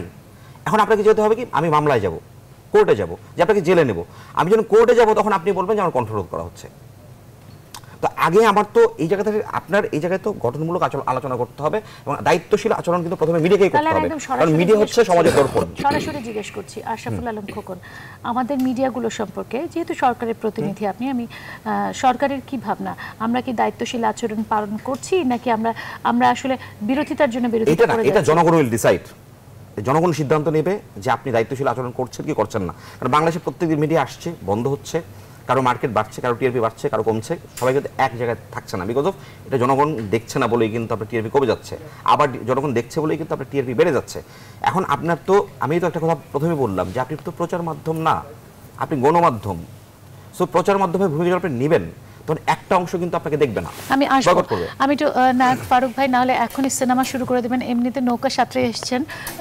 না সিনেমা শুরু করব না, আলাপ শুরু করব। আচ্ছা, তাহলে আমরা একটু যাই, আমরা যে গণমাধ্যম নিয়ে কথা বলছিলাম, রেডিও, চলচ্চিত্র, তারপর টেলিভিশন, সংবাদপত্র সবই আছে। আমরা বলছিলাম যে আমাদের দেশের গণমাধ্যমগুলো, সেটা চলচ্চিত্র, আপনারা যেহেতু দুজনই চলচ্চিত্রের মানুষ এবং ফেরদৌসকে আমরা অনেক সময় টেলিভিশনেও দেখেছি, কিন্তু দুজনই চলচ্চিত্রের মানুষ। আমরা চলচ্চিত্রের ক্ষেত্রে যেটা বলা হয়েছে, আমাদের এখানে যারা এর আগেও এসেছিলেন, যে টেলিভিশন তাও মোটামুটি স্বাধীনতা ভোগ করছে, সংবাদপত্র অনুসন্ধানী রিপোর্ট করছে, টেলিভিশন হয়তো সেটা দেখাতে পারছে না বলে অনেকে অভিযোগ করছেন। চলচ্চিত্রে অনেক বেশি সমস্যার মধ্যে আছে, অনেক বেশি এই যে সেলফ সেন্সরশিপের কথা বলা হয়, চলচ্চিত্রের সেন্সরশিপের ঝামেলায় পুরোটা আটকে আছে। কোনো পেশার বিরুদ্ধে বলা যাবে না, কারো বিরুদ্ধে বলা যাবে না, এরকম বোধহয় ঝামেলা আপনারা আটকে আছে। বোধহয় ঝামেলা তো নেই। সেদিন আমজাদ হোসেন এবং সোহেল রানা এসে বললেন, আমজাদ হোসেন এবং সোহেল রানা আমাদের এখানে অনুষ্ঠানে এসেছিলেন, তারাও বলছিলেন এই কথাগুলো। তাদের কথা তারা বলেছেন, কিন্তু আমার তো মনে হয় না চলচ্চিত্র যথেষ্ট স্বাধীনতা আছে, যথেষ্ট। আমার একটা ছোট্ট কথা বলতে পারি এখান থেকে। আয়নাবাজি ছবিটা যদি কেউ দেখে থাকেন, আয়নাবাজিতে কিন্তু খোদ মানে জেলখানার নানা রকমের সমস্যা বা অনিয়ম দেখানো হয়েছে, গভর্নমেন্ট সিস্টেমকে। কই এটাতে কোনো সেন্সর হয়নি, ঠিক আছে। বরং খুব মজা যেটা হয়েছিল যে বাইদি ভাই, আমি একজনের সাথে আমার কথা হচ্ছিল, উনিও একজন জেলার, তো উনি আমাকে বলছিলেন যে আমাদেরকে তো বলাই হয়েছে যে হ্যাঁ এগুলো বেশি বেশি করে প্রচার হোক, তাহলে তোমাদের দুর্নীতি যদি থেকে থাকে সেটা কমে যাবে। খুবই ভালো যদি এটা হয়ে থাকে, কারণ আমাদের এক একজন ইন্ডাস্ট্রির মানুষ এক এক রকম বলেন বলে আমরা আরো কনফিউজ হয়ে যাই। তাহলে চলচ্চিত্র শিল্প কোথায় দাঁড়িয়েছে, কেন সমস্যা? সেটা কি ক্রিয়েটিভিটির সমস্যা নাকি সমস্যা নাই? আমাদের চলচ্চিত্র শিল্প খুব সমস্যা যেটা আছে এটা হলো টেকনিক্যাল, অনলি টেকনিক্যাল প্রবলেম। কথা হচ্ছে সেই সমস্যাটা কিন্তু আমাদের এখানে নেই। ক্রিয়েটিভিটির কোনো প্রবলেম নাই, এফিশিয়েন্সির কোনো প্রবলেম নাই। অবশ্যই প্রবলেম আছে, যেমন টেকনিক্যাল প্রবলেম আছে, আমাদের এখানে ক্যামেরার প্রবলেম আছে, ছবি সিনেমা হলে দেখানোর প্রবলেম আছে, এই সমস্ত জিনিসের অভাব আছে। তারপরে ওটার কি বলে সেন্ট্রাল সার্ভার নাকি যেমন আফসানের মিমি বলছিলেন, এবং আমি নিজেও মনে করি টেলিভিশনের ক্ষেত্রে আমরা এফিশিয়েন্ট ম্যান পাওয়ারের বড়ই অভাবে ভুগছি। টেলিভিশন ফিল্মের ক্ষেত্রে এটা এই ধরনের কোনো সংকট নেই। হ্যাঁ, ওটা তো উনি বলছেন টেকনিক্যাল সেক্টরে সবথেকে বেশি টেকনিক্যাল প্রবলেম। ফিল্মে অ্যাকচুয়ালি আমার যেটা মনে হয় যে এখন যে সবচেয়ে বড় প্রবলেম আমাদের ফিল্মে এখন একটা ট্রানজিশন পিরিয়ড চলছে। জাস্ট 35 শেষ হলো, 35 শেষ করে ডিজিটালি যাচ্ছে।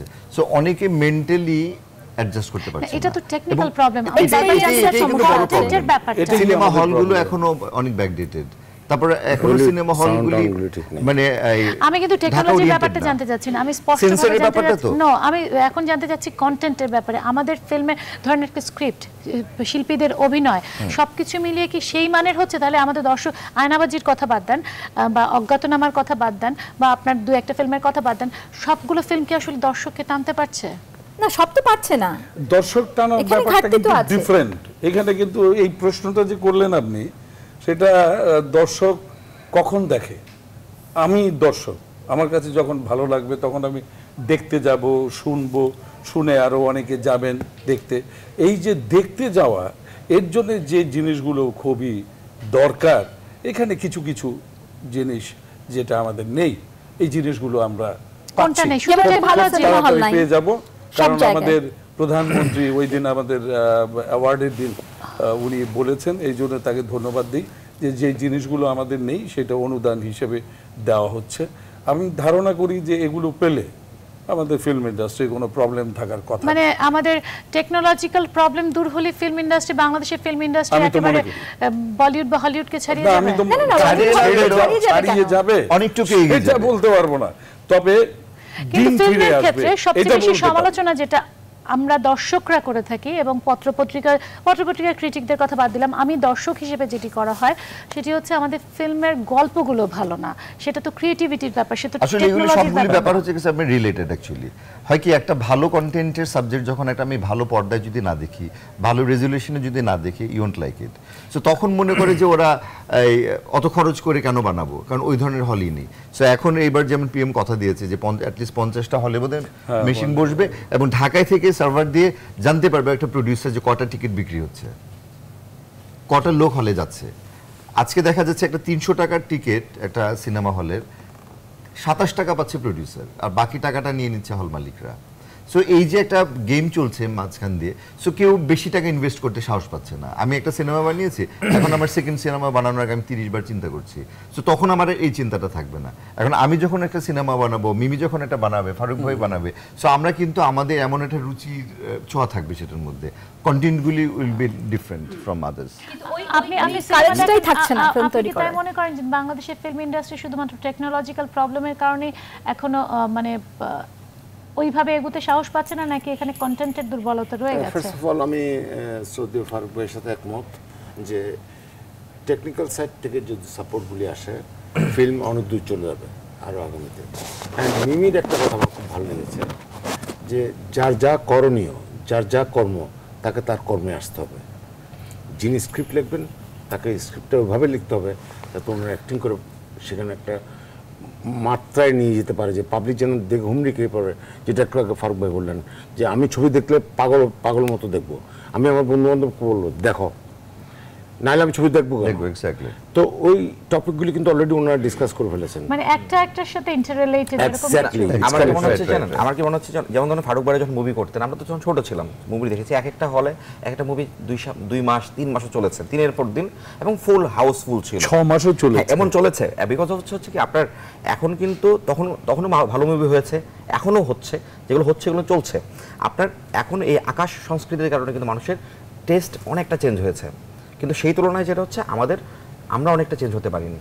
এখন এই ক্ষেত্রে অনেকগুলো বিষয় জড়িত। আপনি ধরেন একটা আশিকুল আলম খোকন, টেস্ট চেঞ্জ হয়েছে, সেই সাথে মানে শুধু টেস্ট চেঞ্জ হওয়া, আমাদের ফিল্মের ধরন কি বদলেছে নাকি সেই একই? আমি সেই জায়গায় আসছি। এখন ধরেন একটা মুভি আপনি যদি হাই টেকনিক্যাল করতে চান, টেকনিক্যাল সমস্যা বলছে ফারুক ভাই, আপনার হিউজ বাজেট প্রয়োজন, এখন ধরেন আপনার যে স্পন্সরশিপ যদি বলেন, আপনি একটা ইন্ডিয়া একটা মুভির জন্য, ইন্ডিয়া 100 কোটি মানুষের দেশ, 130 কোটি মানুষের দেশ, এখানে যে স্পন্সর এগিয়ে আসবে এখানে কিন্তু আসবে না।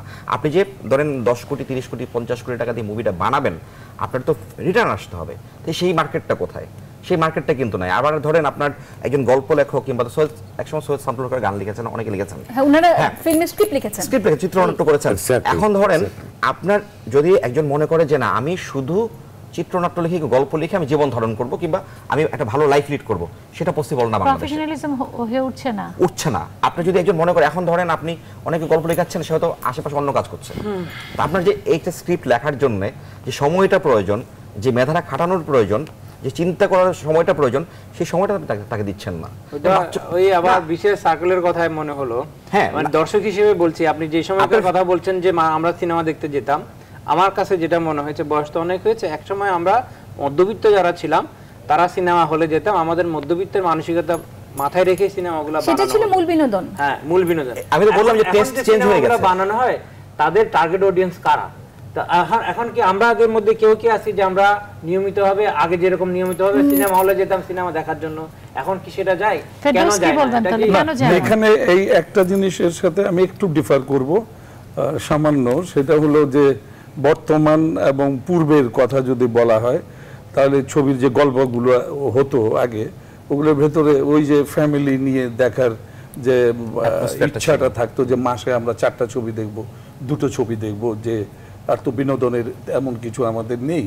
তো এই জিনিসটা আমি মনে করি আমাদের টেকনিক্যাল সাইডটা যদি বেটার হয়, যে জায়গাটায় আসতে চাচ্ছেন, মানে স্টোরি, স্ক্রিন প্লে বা ডিভিশন বা ডায়ালগস এবং গল্পের ভেতরে ঢোকা এবং দেশের কথা বলা। আগে কিন্তু ছবি হতো, প্রত্যেকটা ছবিতে কিছু না কিছু একটা মেসেজ থাকতো, যেটা নেই এখন। এখন উদ্ভট ওই যে আমার ছোট ভাই বললেন যে আকাশ সংস্কৃতি, এটাও কিন্তু কিছুটা মানুষকে একটু নিয়ে যায়। যেমন ডিজিটাল সিস্টেমটা হঠাৎ করে আমাদের উপরে যখন চাপিয়ে দেওয়া হয়েছে, তখন আমরা কিন্তু একটুখানি ঘাবড়ে গিয়েছি। এই যে এখান থেকে বেরিয়ে আসতে কিন্তু একটু সময় লাগবে। আরেকটা কথা বলে দিই, যেই দিন এই বাঙালি ছেলেপেলেরা বুঝতে পারবে, সেদিন কিন্তু আসলেও ওই যে হলিউড বলিউড বলেন, এগুলো বলতে হবে না, তাকিয়ে থাকবেন আপনি নিজেও। অবশ্যই আমরা সেটা আশা করি। আমি একটা বিরতি নিয়ে আসি। হ্যাঁ ঠিক আছে, কিন্তু আমি যেটা বলতে চাচ্ছিলাম যে আমরা বারবার অন্য দেশের সাথে কম্পেয়ার করছি, কিন্তু ওই বাজেটটা কখনো আমরা দিচ্ছি না এখানে। ওই দেশের বাজেটের হিসাবটা করছি না আমরা, ক্রিয়েটিভিটির ক্ষেত্রে আশা করছি, কিন্তু বাজেটের ব্যাপারটা এইটাই বারবার বলতে চাচ্ছি, বিনিয়োগ সেটা তো স্যার প্রথমে বলেছেন। ওই যে আরেকটা কথা বললো, যে স্ক্রিপ্ট লিখে থাকেন তাকে সেটাই করা উচিত। কিভাবে করবে? অন্য কাজ করে, কেন করে? পয়সাটা পায় না। 5 বছরে একটা সিনেমা করে সিনেমা হল থেকে কে দেবে? পাবলিক দেবে। সে টাকাটা যদি প্রপার ওয়েতে প্রপার লোকের কাছে না আসে, তখন আপনি কি করবেন? একজন হলিউড অ্যাক্টর 5 বছরে একটা সিনেমা করছে, 3 বছরে একটা সিনেমা করছে। পৃথিবীর সব জায়গাতে হাজার হাজার ছবি হয়, 5টা ছবি সুপার হিট। বাংলাদেশে এগুলো কিন্তু কেউ দেখে না। যে আমি গানের মানুষ, তো আলাউদ্দিন আলীর মতো বিখ্যাত একজন সুরকার, আলম খানের মতো বিখ্যাত একজন সুরকার, লাকি ভাই চলে গেছেন, ইনারা কি চাইলে এখনো একই গান বানাতে পারবেন না? এর চেয়ে ভালো গান বানাতে পারবেন না? বানাচ্ছেন না কেন? অবশ্যই পারবেন। কেন বানাচ্ছেন না আলাউদ্দিন ভাই? আলাউদ্দিন ভাইয়ের অনেক গান তো ফারুক ভাই লিপসিং করছেন, তাই না ভাইয়া? আপনি করছেন তো, উনি তো ফেমাস আমাদের এই দেশটার জন্য, ওনারা করছেন না কেন? তাহলে অভিমানের পাহাড়টা অনেক বড় হয়ে গেছে আসলে।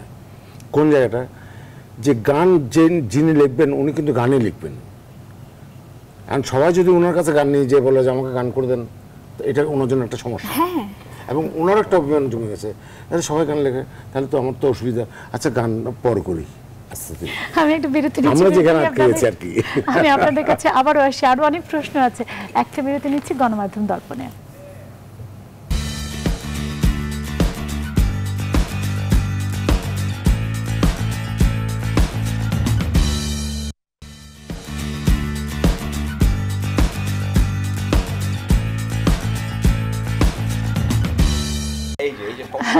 আছি গণমাধ্যম দর্পণে, আমি সামিয়া রহমান এবং আমার সাথে আছেন একঝাঁক নায়ক, গায়ক, গণমাধ্যমের সাথে সংশ্লিষ্ট ব্যক্তিবর্গ, আইনজীবীও আছেন। আমি তখন আইনজীবী নামটা বলিনি এবং যার জন্য উনি বিরক্ত হয়ে গেছিলেন।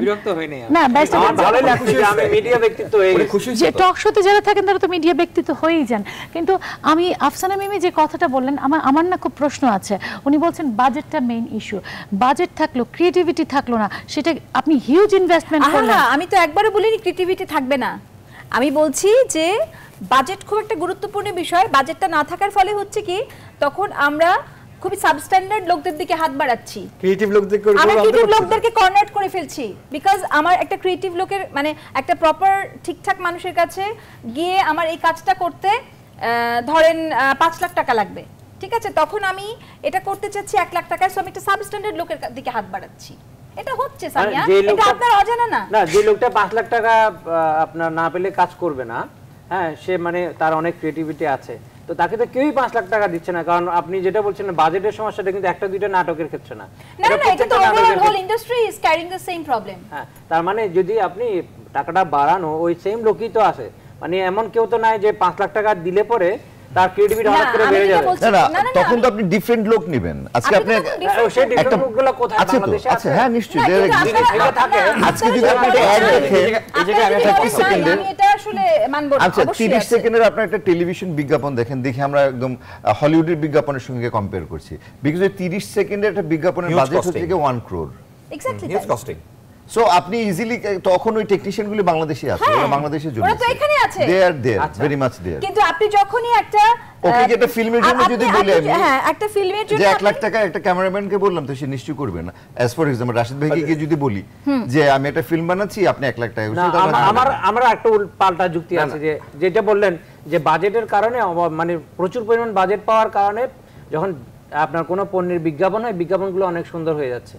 ব্যাপারটা তো এমনও হতে পারে যে আমাদের ক্রিয়েটিভিটির লেভেলটা ওই 30 সেকেন্ড পর্যন্ত, কিন্তু যদি আমি একটা কথা বলি, তানজিব নিজের প্রফেশনটা দেখলেই তো হচ্ছে, এটা অন্য কিছু লাভ নেই। Thank you sir. আর তানজিব যদি এখানে যদি হাইকোর্টে 1,500 থাকে লয়ার, এখন 10,000 আছে এখন, না ঠিক আছে, আমি ধরলাম 2000 একই রেটে সবাই। এখন আমি এখন যদি ব্যারিস্টার আমিরুল ইসলাম বা রকুনুদ্দিন মাহমুদকে যে বলে যে আমি আপনাকে 2000 টাকা দেবো, আপনি যাবেন? যাবেন স্যার, আপনার জন্য যাবেন। না না, আমার জন্য না, আমি বলছি যে কোনো ইয়েতে যাবেন না। কিন্তু আমি যে নতুন আসছে, আচ্ছা ঠিক আছে, যদি একটা ঠেকা দিতে হয় জামিন, আরো ঘুষ দিলাম 2000, মানে 2000, ওকে দিলাম 2000, 5000 টাকা হয়।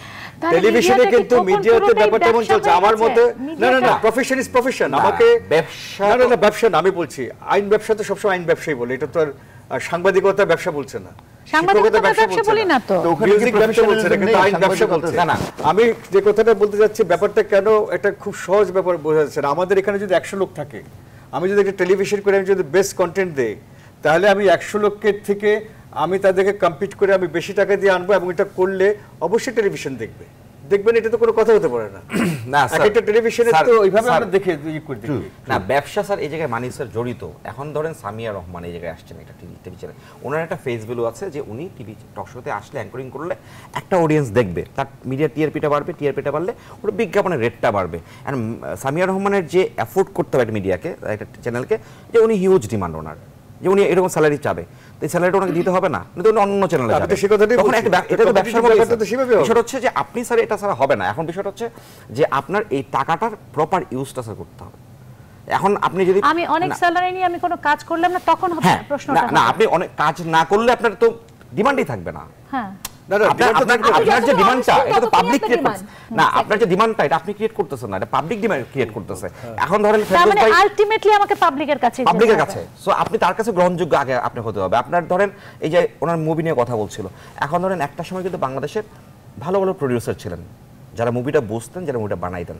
আপনি এখন দেখেন তো প্রোডিউসাররা আসলে আমি এখানে জিজ্ঞেস করি, এখন ধরেন এখন অনেক ফিল্ম তো আসছে, অনেক কোটি কোটি টাকা বিনিয়োগ করে ফিল্ম তো আসছে, জনগণ তো সেগুলো নিচ্ছে না। আমি আপনাকে কেন বলছি, বিকজ আপনি যখন শুধু ইনভেস্টর হবেন, ওই বিচ্ছিন্ন আপনি জনগণ দিচ্ছে না, আমি কিন্তু সেটা না, আপনি যখন শুধু এক হতে পারলাম না। না না আপা, আপনি যখন না না জনগণ নিচ্ছে না, কথাটা আপনি যখন শুনেন, আচ্ছা আমাকে 1 সেকেন্ড উদাহরণ দাও। আমি নাম বলতে পারছি না, কারণ ব্যক্তিগত শত্রুতা হয়ে যাবে, এরকম অনেকগুলো ফিল্ম আসছে। টাকার কথাটা বলি না, ভালো সিনেমা চলেছে তো, টাকার কথা অনেক রকম হলো, ভালো সিনেমা চলেছে, ভালো সিনেমার কথা বলছি না, মাঝখানে অনেকে এসেছেন না, প্রচুর কোটি কোটি টাকা বিনিয়োগ করেছেন, অভিনয় খারাপ। এখন আপনি কি ভালো সিনেমা? না, আমি বলছি ফিল্মে এসেছে, শুধু টাকা দিয়ে না, আমরা কিন্তু একবারও বলিনি যে শুধু টাকা দিয়ে সিনেমা বানালে ভালো। না না আপা, এই যে দুইটা বিষয় আছে, বেশি টাকা যখন ইনভেস্ট করবেন, আমরা কি হয় তখন ক্রিয়েটিভিটি এমনি বাড়বে। না না, ক্রিয়েটিভিটি আমি তো ক্রিয়েটিভ লোকদেরকে আমি অ্যাসাইন না না, নট অনলি আরেকটা বিষয়। আজকে আমার বাবার ক্যারেক্টারের জন্য একটা ভালো আর্টিস্ট পাওয়া যায় না, কেন? ফারুক সাহেব ইজ ভেরি এক্সপেন্সিভ। তো তাকে যদি আমি এফোর্ড করি, আমি আর সে যদি বাপছেলি করি, তখন ওটার অ্যাক্টিং এর লেভেলটা কিন্তু অন্য জায়গায় চলে যায়। অবশ্যই। সো তাকে যখন পাচ্ছে না, গিয়ে কলিম একজন কাউকে নিয়ে নিচ্ছে, আমি কথাটা বলতে চাচ্ছি যে নাকি আমার বাবা হিসেবে এসে আমার সাথে এরকম করে শেক করছে, এটা আমরা লাভ করেছি। So that's what we are talking. So ওখানে কিন্তু একবার আমরা বলিনি যে টাকা খরচ করে মানে না, আমার কাছে যেটা মনে হয় টাকা একটা ফ্যাক্টর হতে পারে, one of the biggest factor obviously. এমন ছবি দেখান যে আপনার কেন চলে না, যে ছবিগুলো ফ্লপ করে, এটা শুধুমাত্র আপনার বেশি বাজেট দিয়ে করা হয় না দেখে। আপনাকে আমি সরাসরি জিজ্ঞেস করছি, আপনার সব থেকে সুপার হিট হয়নি, প্রচুর ফ্লপ মুভি আছে, সেখানে তো নায়ক ফেরদৌসী অভিনয় করেছে, ওখানে আপনি টাকাটাও ঠিকমতো পেয়েছেন, তাহলে ফিল্মটা কেন ভালো চলেনি? আপা আমরা যে একবারও একটা রিজন আমি কথা খেয়াল করেনি কেউ, বড় ভালো লাগছে আমার, সেটা হলো যে যার কাজ যেটা সেটা করা উচিত, এখন আমি এবং সেটার জন্য টাকার দরকার। এই যে আপা আমার কণ্ঠরোধ করছে, এখন আমি সরকার থেকে আমাকে বলছি ওটা কন্ট্রাক্ট করে আমার দিয়েছি। প্রোডিউসার সে আমাকে বলল যে এটা করেন ফারুক সাহেব, আমি কি করলাম, স্ক্রিপ্ট রাইটার যে তারটাও করতেছি, কারণ আমি তো দেখে করতেছি, আমার নিজের মেধা নাই তো না। তারপরে আমি আবার ডায়ালগস নিজেই লিখতেছি, স্ক্রিন প্লে নিজেও করতেছি, ডায়ালগস লিখতেছি, ডিভিশন করতেছি। ঠিক আছে, ওটা ধরেন কিছু ফিল্মের ক্ষেত্রে জায়গাগুলো, কিন্তু আমাদের এই সুপারহিট নায়কদেরও তো অনেক ফ্লপ। আপা একটা কথা বলি আপনাকে, আপনি যদি ইন্ডিয়াতে যান, আপনি দেখবেন ইন্ডিয়াতে প্রতি মাসে কিন্তু হিউজ মুভি প্রোডাকশন হয়, আপনার কয়টা হিট হয়? আপনি আমি কয়টা ভালো হয় আপনার, আপনি কিন্তু যদি শুধু যেটা হিট হয়, যেটা সুপার ডুপার হিট হয়, 300 কোটি 400 কোটি রুপি কিংবা 1000 কোটি রুপি ইনকাম করে, আমরা শুধু সেটা দেখি। আপনি দেখবেন যে আপনি যদি ইন্ডিয়াতে ঘুরেন একটু, দেখবেন যে অনেক মুভি কিন্তু ওদের বিভিন্ন সিনেমার সামনে পোস্টার দেখা যায়, নামে কেউ জানে না। তো সবকিছু যে হিট হবে এমন কোনো কথা নেই। আরেকটা বিষয় হচ্ছে, আমি বলি আপনাকে, আরেকটা বিষয় শেষ করি, সেটা হচ্ছে যেমন ধরেন আপনি, আমি, বাচ্চু ভাই কিংবা আমরা দিয়ে কিন্তু বাংলাদেশ না। আপনি যে মুভির কথা বললেন, আপনারা কিন্তু বাংলাদেশে এখনো কিন্তু প্রচুর মুভি দেখে। এইবার ঈদের সময় আমি ঘুরছি, দেখছি এখনো কিন্তু সিনেমা হলের সামনে মানুষ লাইন ধরে ভালো ছবি হলে, এবং এগুলো ভালো ছবি কিন্তু ওনারা কিন্তু দেখছে। এখন আমি হলে যাই না বিকজ অফ হলের যে পরিবেশ কিংবা অ্যাটমসফিয়ার, সেটা আপনার আমার সাথে স্যুট করে না। দেখছে প্রোডিউসাররা কিন্তু যারা মুভি বানাচ্ছে, যাদের জন্য স্যুট করে ওদের জন্যই বানাচ্ছে। আমি খোকন এখানে একটা কথা বলতে যাচ্ছি, ইন্ডিয়াতে যেমন অনেক ভালো ভালো মানে 300-400 কোটি টাকা বিনিয়োগ করে ফিল্ম ফ্লপ হচ্ছে, আমাদের এখানে ফেরদৌস ভাই বা ফারুক ভাইয়ের ফিল্মও অনেক সময় ফ্লপ হয়েছে। হবে না কেন? সেগুলো তো ক্রিয়েটিভিটির কোনো সমস্যা ছিল না, সেখানে তো বিনিয়োগের কোনো সমস্যা ছিল না, তাহলে ক্রিয়েটিভিটির সমস্যা ছিল। না ক্রিয়েটিভিটির সমস্যা একটা তো সামগ্রিকভাবে ব্যাপারটাকে দেখতে হবে, একটা বাজারের ব্যাপার আছে। বিনিয়োগে ভারতের কত বড় বাজার, সেখানে একটা ফিল্ম হলে 500 যদি রিল হয়, তার একটা বেসিক টাকাটা উঠে আসে। সেখানে কয়টা সিনেমা হল আছে, আরেকটা পরিবেশ তো বদলেছে, আমাদের দেশের পরিবেশটা দেখতে। আমি কি সিনেমা হলে যেতে পারছি? আমার তো না স্যার, ওরা হচ্ছে গিয়ে যেভাবে ভাত খায় ঠিক সেভাবে সিনেমা দেখে। It's Indian culture, it's Indian religion. না, আমাদের প্রবলেম আছে, প্রজেক্টরই তো নাই সিনেমা হলে। সিনেমা হল আমাদের সিনেমা হলে প্রজেক্টর নাই। 1400 সিনেমা, আমি যখন ফিল্ম এসেছি 1400 সিনেমা। তারপরে আবার কিভাবে আপনি আশা করেন যে বিজনেস করবে?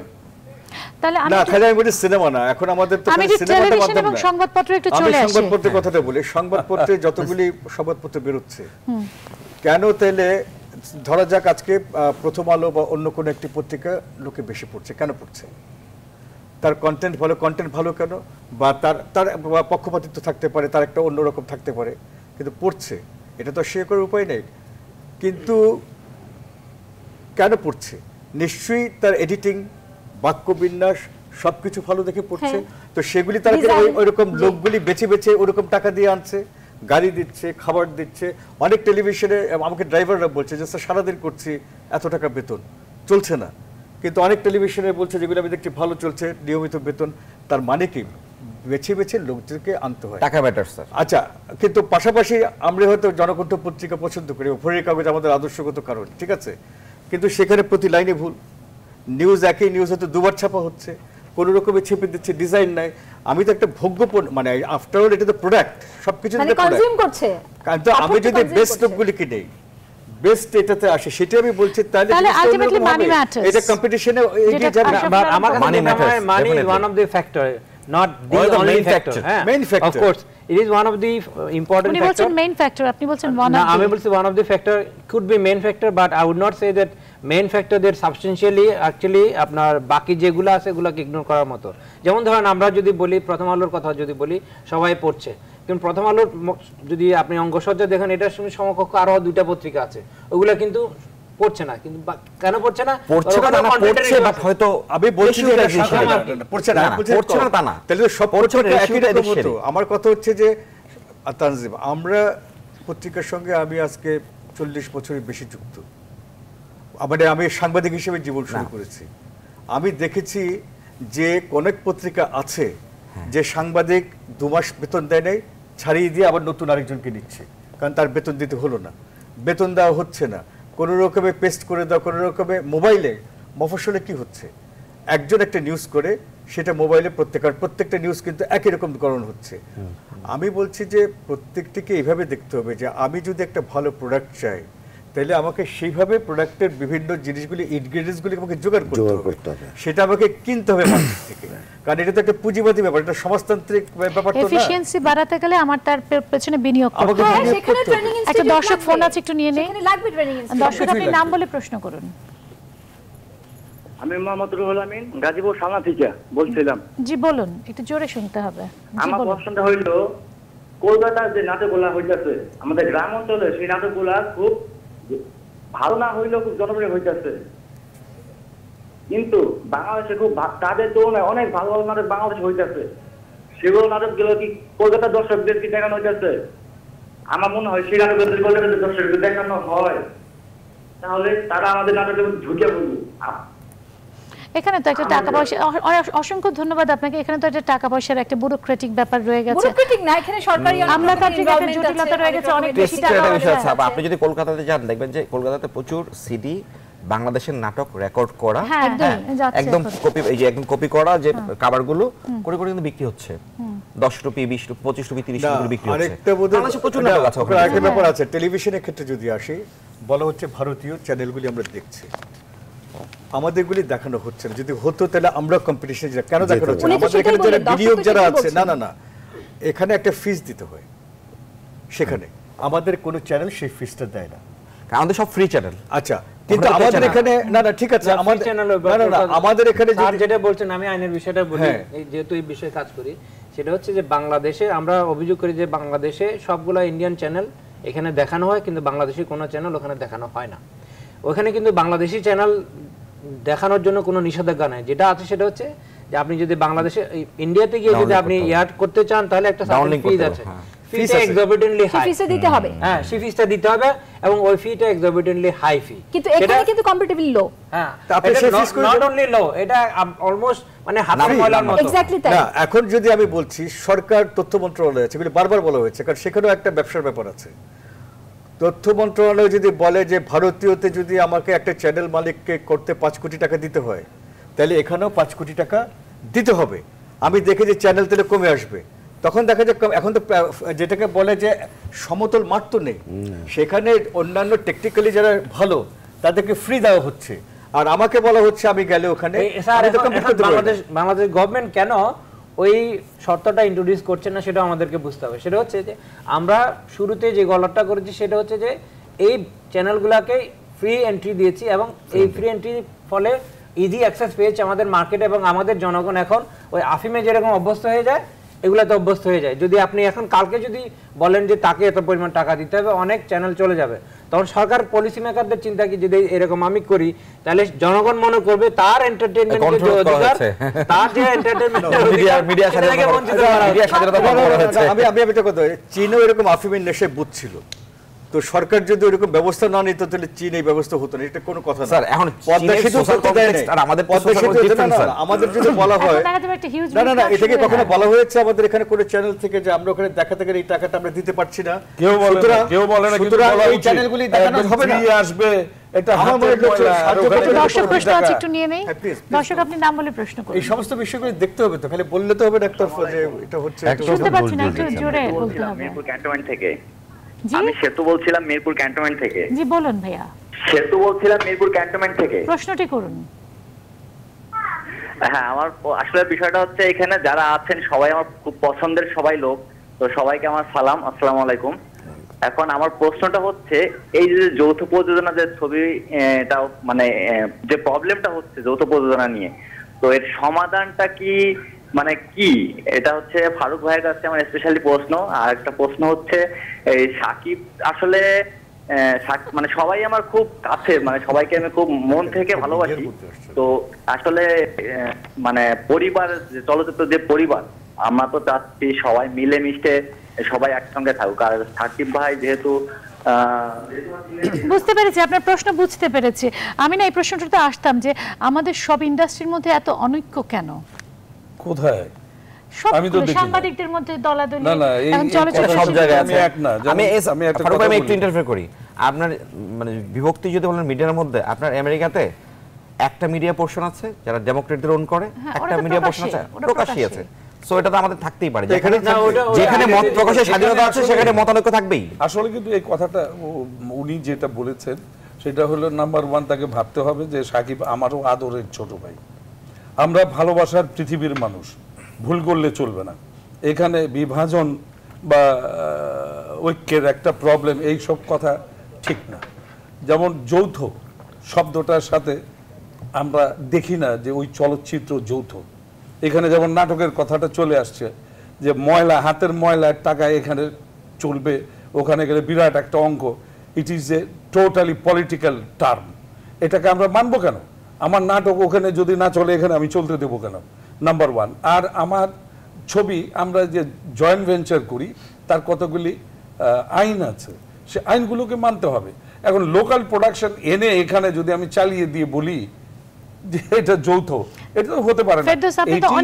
অনেকগুলো বাইরের ফিল্মে কাজ করেছেন, যৌথ প্রযোজনার ছবি যত ইচ্ছা আসুক আমাদের, এবং অতীতে তো হয়েছে ফারুক ভাই, কথা হয়নি। অনেকে আবার খত দিয়েছে, তো এই জন্য অনেকে চেপে গেছেন। এখন তো চাপাচাপির ব্যাপার না, এখন জীবন বাঁচানোর। কি বলবেন, আপনি তো অনেকগুলো এই ধরনের ফিল্মে কাজ করেছেন।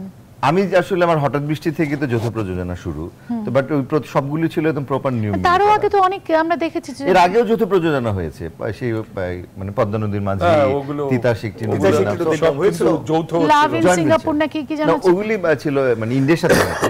এখন যে ইস্যুটা ফেরদৌস দুর্দেশ ছিল, হয়েছে না না, আগে যেটা ছিল সিস্টেম, যেটা ছিল যে বাংলাদেশ গভর্নমেন্ট থেকে এই পোর্শন পারমিশন নেবে এবং ওখানে দিল্লি থেকে পারমিশন নেবে। বাট মাঝখানে এটা সামহাও আমি জানি না কারা করেছে, যে নিজেদের, যেটা নিয়ে আসলে আমাদের আন্দোলন চলছে, যে যৌথ প্রযোজনার নামে যে যৌথ প্রতারণার কথা বলা হচ্ছে, যে মাঝখানে যেটা করেছে ওরা দিল্লির পারমিশনগুলি না নিয়ে শুধু কলকাতা থেকে ওরা এই প্রডিউসার অ্যাসোসিয়েশনের কিছু একটা পারমিশন নিয়ে এটাকে ওরা দেখাচ্ছে যৌথ প্রযোজনা। এবং that's more like a local film. Content ওদের, মানে লোকেশন ওদের, আমাদের এখান থেকে হাতে গোনা 2-1 শিল্পী কাজ করছে। বাট আমাদের যে ফাইটটা, মেইন ফাইটটা হচ্ছে কি, যৌথ প্রযোজনা মানে কিন্তু 50-50 না হলেও 40-60 হবে। সেক্ষেত্রে আমাদের সিঙ্গার ওখানে গান গাবে, আমাদের ফাইটাররা ওখানে অ্যাক্টিং করবে, দুই দেশের লোকেশন থাকতে হবে, স্ক্রিপ্ট যদি ডিমান্ড করে আমার অন্য দেশের হ্যাঁ, সেটা আলাদা ব্যাপার। সেটা তো প্রথমেই পারমিশন হয়ে যাবে। যে আমি যেমন একটা করে আসলাম সুইজারল্যান্ডে, ওটা ছিল লোকেশনই ডিমান্ড করছে, ওরকম থার্ড কোনো কান্ট্রিতে। বাট সবগুলো তো ওরকম ডিমান্ড করবে না। That is an exceptional case. কিন্তু এখন প্রত্যেকটা তো এক্সেপশন হতে পারে না। তানজিম ভাইকে একটু জিজ্ঞেস করতে চাই, সাজেশন, মানে এখানেই আর কি নেগোশিয়েট করতে চাই, জানতে চাই, মানে ফ্রি আর কি জানতে চাই। এক্স্যাক্টলি না, উনি বলেছেন উনি ফি নেবেন না। ভাইয়া, আমার একটা গান, খুবই খুবই ফেমাস একটা গান, আমার পার্শ্ববর্তী বন্ধু দেশে বিভিন্ন নাটকে বিভিন্ন সময় ইউজ করে থাকে। ওনারা কি একবার প্রয়োজন মনে করেন আমাকে জানানোর, কিংবা ওনারা কখনো ফিল করে না যে এটা রয়্যালিটি পে করতে হবে? ওনারা বা উনি এক্ষেত্রে কি করতে পারেন, বা আমার কি করা উচিত? অ্যাবসলিউটলি আপনার যে কাজটা করা উচিত সেটা হচ্ছে যে প্রথমে ওনারা, এটাকে আমরা আইনের ভাষা বলি ইনফ্রিঞ্জমেন্ট, যে আপনার একটা গান তারা আপনার অনুমতি ছাড়া ব্যবহার করছে, সে ব্যবহার করছে মানে ওইটা কপি করছে সে। তো সে যদি আমার গানটাই, হ্যাঁ, এবং সে কপি করছে এবং সে ওই কপিটা করছে বাণিজ্যিক উদ্দেশ্যে। ধরুন আপনার একটা গান কেউ আরেকজন একটা শিল্পী শিখতে চায় বলে সে আপনার টিউনটা বাজাচ্ছে, ওটার জন্য কিন্তু আপনি রয়্যালটি পাবেন না। কিন্তু সে যখন বাণিজ্যিকভাবে ওইটাকে ব্যবহার করছে, আপনি রয়্যালটি দাবি করতে পারবেন। আপনাদের যে দুর্বলতা সেটা হচ্ছে আপনি তখন বিভিন্ন গোসা করে বলবেন ও আমার দেয় নাই টাকা, কিন্তু ওকে একটা লিগ্যাল নোটিশ তো পাঠান নাই, কিংবা ওর কাছে একটা ডিমান্ড পাঠান নাই। আপনি শুধু মানে আপনার রাগটা করেন, হ্যাঁ রাগটা করেন যে হ্যাঁ আমার গানটা কপি করেছে, কিন্তু আপনার যে আইনগত অধিকার সেটা আপনি আমি যেটা জানার ইচ্ছা ছিল, ওনারা কি আমাদেরকে একবারে জানাতে পারতো না? না, সে জানাচ্ছে না দেখে তো ইনফ্রিঞ্জার বলছি। আমার প্রশ্নটা এখানে, না সেটা অন্যায় করছে। আমার প্রশ্নটা এখানে, কারণ হচ্ছে আমি আর মিমি কিন্তু এটা নিয়ে আলাপ করছিলাম শুরুতে, সেটা হচ্ছে নৈতিকতা। ওনারা কি একবারে জানাতে পারতেন না? যে আপনার গানটা ব্যবহার করছি, দয়া করে অনুমতি দিন। এটা হয় না, সে ওনার- নৈতিকভাবে আমি হয়তো খুব আপনার দুর্বল। টাকা দিতাম না। বলিউডের 80% গানের যে সুরগুলো আমরা দেখি এটাকে বলে মানে ইন্সপায়ার্ড। সে কিভাবে এত বেশি ইন্সপিরেশনের মানে আপনার ইমপ্যাক্ট এত বেশি থাকে, হুবহু নকল হয়ে যায়। কিন্তু তামিল বা বিভিন্ন শহর। হ্যাঁ সব, কিন্তু কেন আমাদের একটা যে বৃহন্নলা সিনেমাটা, সেটা যখন গল্প নিয়ে অভিযোগ করলো ভারতবাসীরা, তখন তো আমাদের সিনেমার ন্যাশনাল অ্যাওয়ার্ড সবগুলি ক্যান্সেল হয়ে গেল। হ্যাঁ, সো আজকে আপনি যদি অভিযোগ করেন। formally কিন্তু যান, আবার এরকম একটা অভিযোগ আবার করেন, আমাদের এখানকার দেবী গল্পটা পারমিশন না নিয়ে ওখানে বোধহয় করা হয়েছে, করা হয়েছে। সো ওটা নিয়ে সেটা বোধহয় একটা লিগ্যাল নোটিশও নোটিশ গেছিল করা, বোধহয়। হ্যাঁ। সো আপনাকে বসে থেকে হজম করলে তো হবে না, না, জানাতে হজম হবে। না, আমি আসলে এসবে জড়াতে চাই না। আমি তাহলে যেটা- জড়াতে না, এই চাই না জড়াতে বলেই চাপ তো- বলে আমি ওইটাই বলছিলাম, আমরাও চাই না আপনি কি আপনারা চান? জড়ান, কিন্তু আপনারা ওই সংগঠনটা করেন। কারণ ওই যে আমাদের অভিমান, মিউজিক করবো অভিমান কখন? করে তো এমনি আমার তো মনে জড়ালে- হয় এটার জন্য একটা লিগ্যাল সেলই আলাদা থাকা উচিত। এই যে কারণ তামিল যেটা ভাই হচ্ছে আজকে আইনে বলা আছে। আইন, হ্যাঁ। মিউজিক করব কখন আর ওইটার পিছনে দৌড়াবো Exactly, কখন। exactly. না, তাহলে সেজন্য অনেকগুলো আইনে যেটা বিষয়- করেছে, আইনগতভাবে যেটা করেছে, ইনফ্যাক্ট মানে সারা পৃথিবীব্যাপী এই কাজটা ওই শিল্পীদের যে সংগঠন তারাই এনফোর্সমেন্টের কাজটা দেখে। বাংলাদেশে এতদিন ধরে ছিল না, কিন্তু রিসেন্টলি এরকম একটা অ্যাসোসিয়েশন হয়েছে। অ্যাসোসিয়েশন হলো, অ্যাসোসিয়েশনের একটা নিজস্ব ইনফ্রাস্ট্রাকচার লাগবে, তাদের একটা অফিস থাকতে হবে এবং ডিটেকশন না, ওগুলো সব হবে, সব হবে। এগুলা যখন সব হবে হবে, তাহলে সব দেখবেন হবে। না, একটা সেটা মাপ- মিউজিক ইন্ডাস্ট্রির কথা বলা হচ্ছে, ফিল্মের ক্ষেত্রে তো বলা হচ্ছে ফিল্মের ক্ষেত্রে থাকা না, উচিত। না, আর উনি ভাই, যে আপনারা বলছেন যারা- ফিল্মের যে মিডিয়ার মধ্যে Media, তো ফিল্মটা music, করে। music, না, না, না, সবাই একটা- আরেকটা দর্শক ফোন আছে, একটু নিয়ে তারপরে Copyright-এর আসুন। কথা দর্শক, আপনি বলছিলাম। নাম বলে প্রশ্ন করুন। আসসালামু আলাইকুম। শুনতে পাচ্ছি না। হ্যালো, জি বলুন। আসসালামু বলুন। আলাইকুম। ওয়ালাইকুম আসসালাম। আমার নাম মুর্শিদুল, আমি কান্টনমেন্ট থেকে বলতেছি। জি বলুন। আমার প্রশ্ন হইতেছে মানে আগের যে গান, বর্তমানকার যে গান, মানে আগের গান তো শ্রুতিমতি ছিল, এখন যে শিল্পীরা কি গায় দুই একটা লাইন বোঝা যায় না। আর যে নায়ক নায়িকাদের প্রশ্ন, নায়ক নায়িকারা কি? আগের অভিনয় আর আগের অভিনয়ের বর্তমান অভিনয় অনেক কাজ পাতাল। মানে কোথায় আপনি তফাৎটা আর খুঁজে পান? মানুষ বলে নায়ক ফারুক, নায়ক ফেরদৌস, কোথায় তফাৎটা পান? না, আমরা তো আগে ছবি দেখতাম, কিন্তু এখনকার ছবি আকাশ পাতাল ব্যবধান আর কি। আপনাকে অসংখ্য ধন্যবাদ। আমি এই প্রসঙ্গটাই তুলছিলাম। আমি ওনার অ্যান্সারটা করতে চাই। গানেরটা উনি একদম চমৎকার একটা কথা বলেছেন, আগের গান হৃদয় ছুঁয়ে যেত। আমি একমত, কারণ আমরা যদি দেখি নীল আকাশের নিচে গানটা কোথাও না কোথাও কেউ না কেউ গুনগুন করছে, নীলদরিয়া, ওরে নীল দরিয়া এখনো গুনগুন করছে। এখন সেরকম গান হচ্ছে না কেন? আমি একজন গানের কর্মী, আমি একজন শ্রমিক। বাচ্চাবাই একটু ইন্টারফেয়ার করি। হ্যাঁ। বাচ্চাবাই ধরেন আজ থেকে 15 বছর আগে যে গানগুলো গেয়েছে কিংবা উনি দিয়েছে জাতিকে, এখন দিতে পারছে না কেন? হ্যাঁ, কেন দিতে এটা পারছি বলেন না? আপনি। আমরা এই যে এটা এক্সাম্পলটা কি পেয়ে যাবো। শুধুমাত্র আয়ুব বাচ্চু ইনভেস্টমেন্ট? না, এটা বললেই আমার এখন ক্লিয়ার হয়ে যাবে। কোন ভাই একদম চমৎকার একটা প্রশ্ন করছে। আমি যে গানটা বানাবো, আমার সময় লাগবে। গানটা বসে বানাবো, লিখবো, কম্পোজিশন করব এবং সেটা হৃদয়গ্রাহী করে তুলতে হবে আমাকে। কার জন্য, কোথায় যাবে আমার গানটা? এই গানটা আমার শ্রোতাদের কাছে কখন পৌঁছাবে? কে নিয়ে যাবে গানটা? কিভাবে পৌঁছাবে? কিভাবে পৌঁছাবে? নাকি আমি গানটা দিলাম আর নকল হয়ে গেল আর বাস ঘুরতে থাকলো এটা? নাকি আমার এই ভাই, যে ভাই ফোন করলেন উনি শুনবেন, কিংবা আমি খোকন ভাইকে ফোন তুলে বলতে পারবো, খোকন ভাই আমার অ্যালবাম বেরিয়েছে, শুনে দেখেন। তাহলে তো আমি গান করার একটা স্পৃহা জাগবে, সৃষ্টি, ক্রিয়েশন। Inspirationটাই নষ্ট হয়ে যাচ্ছে। ওটা নষ্ট হয়ে গেছে। মার্কেটটা না, বাচ্চু ভাই, আমার কাছে জিনিসটা মানে কালজয়ী হওয়ার জিনিসটা বর্তমানে বসে বিচার করাটা খুব কঠিন। কারণটা হচ্ছে যে একটা জিনিসকে কালজয়ী বলছি কিংবা সর্বজন প্রিয় বলছি, সেটা আমরা এই যে নীলদরিয়ার গানটা যদি ধরি, নীলদরিয়া তাৎক্ষণিকভাবে জনপ্রিয় ছিল এবং এটা জনপ্রিয়তা কন্টিনিউ করেছে, যে এখন বলছি এটা কালজয়ী। এখন আজকে যে গানটা হচ্ছে, এরকম বর্তমান যুগে অনেক প্রচলিত গান আছে যেগুলো খুবই জনপ্রিয়। তার মানে আমি কোনোভাবে এটা মানতে রাজি নই। কিন্তু বর্তমান যুগে আবার এরকমও গান আছে ব্যারিস্টার তানজিব, আমি সেদিন গাড়িতে বসে এফএম রেডিওতে শুনছিলাম যে ফুটপাত দিয়ে হাঁটছি, পাশে ডাস্টবিন, তোমার চেহারা মনে পড়ছে, ডাস্টবিনের নোংরার মধ্যে তোমার চেহারা ভেসে উঠছে। এই টাইপের গানের কথা ভাই চলে আসছে। ধরে আমি একটু বলছি যে Prank, funny উনি কিছু বলছিলেন যে থাকবেই। এখনকার এটা prank শিল্পীরা হচ্ছে হচ্ছে না কেন? but এই গানটা কিন্তু বাংলা গানকে represent করে না। এই পার্থক্যটা কি আমরা একটু এইটা বলতে পারবো না পরিষ্কার করে? সিম্পল এক্সাম্পল আমি আপনাকে দিয়ে যে দিই। শিল্পী তো করছে না, শিল্পী করছে। আমি বলে দিই, এটা কেন আমরা বলতে এরকম পারবো না? থাকবেই। আপনার ইউটিউবে 100 প্রোডাকশন আমরা আছে, যদি 10টা search উল্টাপাল্টা দেই, হবেই। ইউটিউবে সার্চ দেই, আমরা এমন বয়সের মানুষকে দেখবো যিনি গান গাইছেন, যার এই সময় হয়তো নামাজ কালাম কিংবা পূজা পার্বণ এগুলি নিয়ে ব্যস্ত থাকার কথা। না এইভাবে বলা না, ঠিক আমি না। আমি একটু এভাবে বলি, কিংবা লিখালিখিতে ব্যস্ত, কিংবা উনি সমাজ সংসার নিয়ে ব্যস্ত আছেন, এরকম একটা জীবনযাপনের এই বয়সে উনি গান গাইছেন, খুব ভালো কথা, কিন্তু ওনার তো গানটা হতে হবে।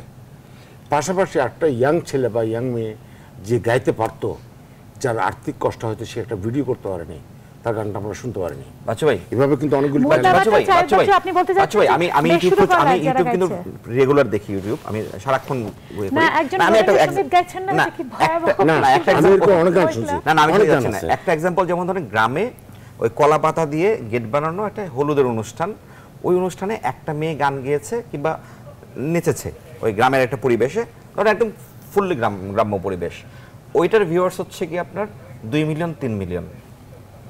আচ্ছা আপনি দেখেন এখন ধরে বাচ্চু ভাই এই যে মিউজিক ভিডিও কথা বললো, যে বাচ্চু ভাই গান বানাচ্ছে অনেক যত্ন করে, তারপরে মিউজিক ভিডিও বানালো 10 লাখ 15 লাখ টাকা খরচ করে, বাট ভিউয়ার্স 30,000 হয় না, কেন হয় না? এইখানে প্রশ্ন করতে চাই, আরো করে 1 কোটি ছাড়িয়ে যায় বাচ্চু ভাইদের থাকে হচ্ছে, এটা হচ্ছে কি আপনি যখন করবেন তখন আপনার ম্যাস পিপলের কথা চিন্তা করেই করতে হবে, আপনার অডিয়েন্সটা কোন শ্রেণীর, যে আমরা এই কয়জন মিলে তো বাংলাদেশ না ভাই।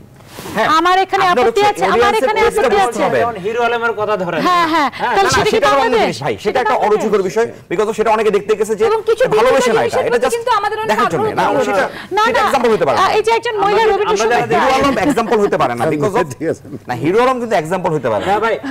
না খবর আমরা যে দেখতে গেছি অনেক পরে, আমরা দেখতে গেছি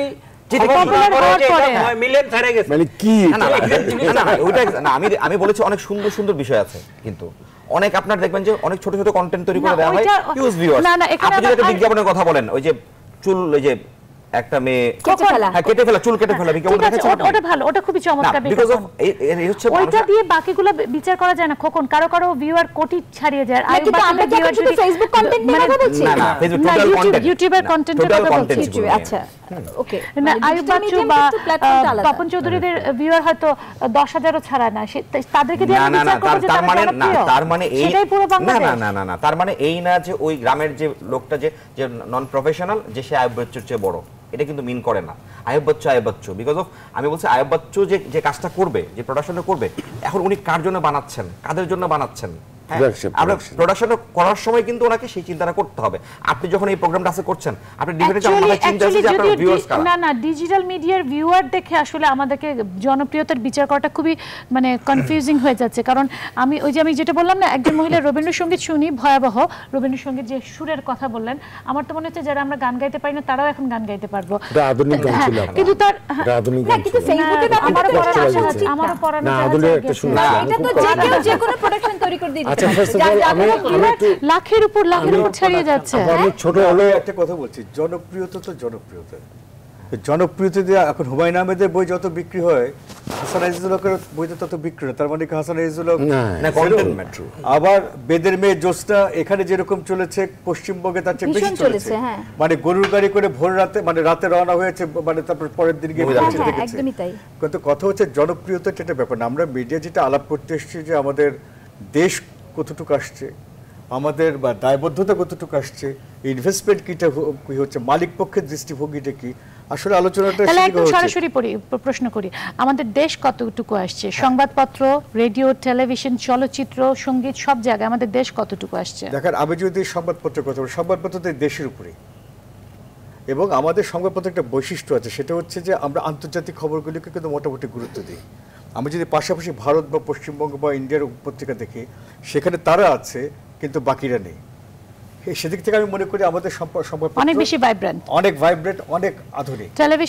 টেলিভিশনে অবশ্যই টেলিভিশন থেকে বাইরে কিছু দেখাচ্ছে না, কারণ ওই বিনিয়োগিত দেশেরই দেখাচ্ছে, এবং টেলিভিশন প্রচুর আমরা ইন্টারন্যাশনাল নিউজ দিচ্ছি, প্রচুর দিচ্ছি, সেগুলি তো আর আমাদের রিপোর্টার ওখানে গিয়ে তো সেটা তো ইনভেস্টমেন্টের ব্যাপার, ইনভেস্টমেন্ট সেই কথাটা আসে। আমাদের এখানে যা কন্টেন্ট আছে টেলিভিশন নিউজ, যতটুকু তাদের সাধ্য গুলাচ্ছে তারা দেখাচ্ছে, অনেকে অনেক ভালো ইনভেস্টিগেটিভ রিপোর্টও হচ্ছে, তাদের সাধ্য অনুযায়ী তারা করছে। আমি এখানে যে কাউকে তুলনা করতে হবে না। আমার তাহলে আমি একটু নাটক এবং সঙ্গীতের ক্ষেত্রে বলে যাই, যেহেতু চলচ্চিত্র এগুলোর ক্ষেত্রে প্রশ্ন উঠছে, সেগুলো কতটা আসলে মানে কন্টেন্টের ক্ষেত্রে ইনভেস্টমেন্ট ছাড়া যদি কন্টেন্টের ব্যাপারটা বলি, কন্টেন্টের ক্ষেত্রে আমি যদি আজকের চলচ্চিত্রের কথা বিচার করি বা আমাদের যৌবনে আমরা যে চলচ্চিত্র দেখেছি, একটা পার্থক্য তো হয়ে গেছে, এটা তো স্বীকার করতে হবে। একটা সময়ের পরিবর্তন হয়েছে, একটা সময়ের পরিবর্তন হয়েছে, টেকনোলজিক্যাল শিফট হয়েছে, টেকনোলজিক্যাল ছাড়া হচ্ছে ওই ধরনের চলচ্চিত্র নির্মাণের, আবার যারা ইয়াঙ্গার অনেকে তো খুব ভালো চলচ্চিত্র নির্মাণ করছে না, তারা কি বিদেশি পুরস্কৃত হচ্ছে না? হ্যাঁ করছে তো, হয়তো আমাদের এখানে দর্শক পাচ্ছে না।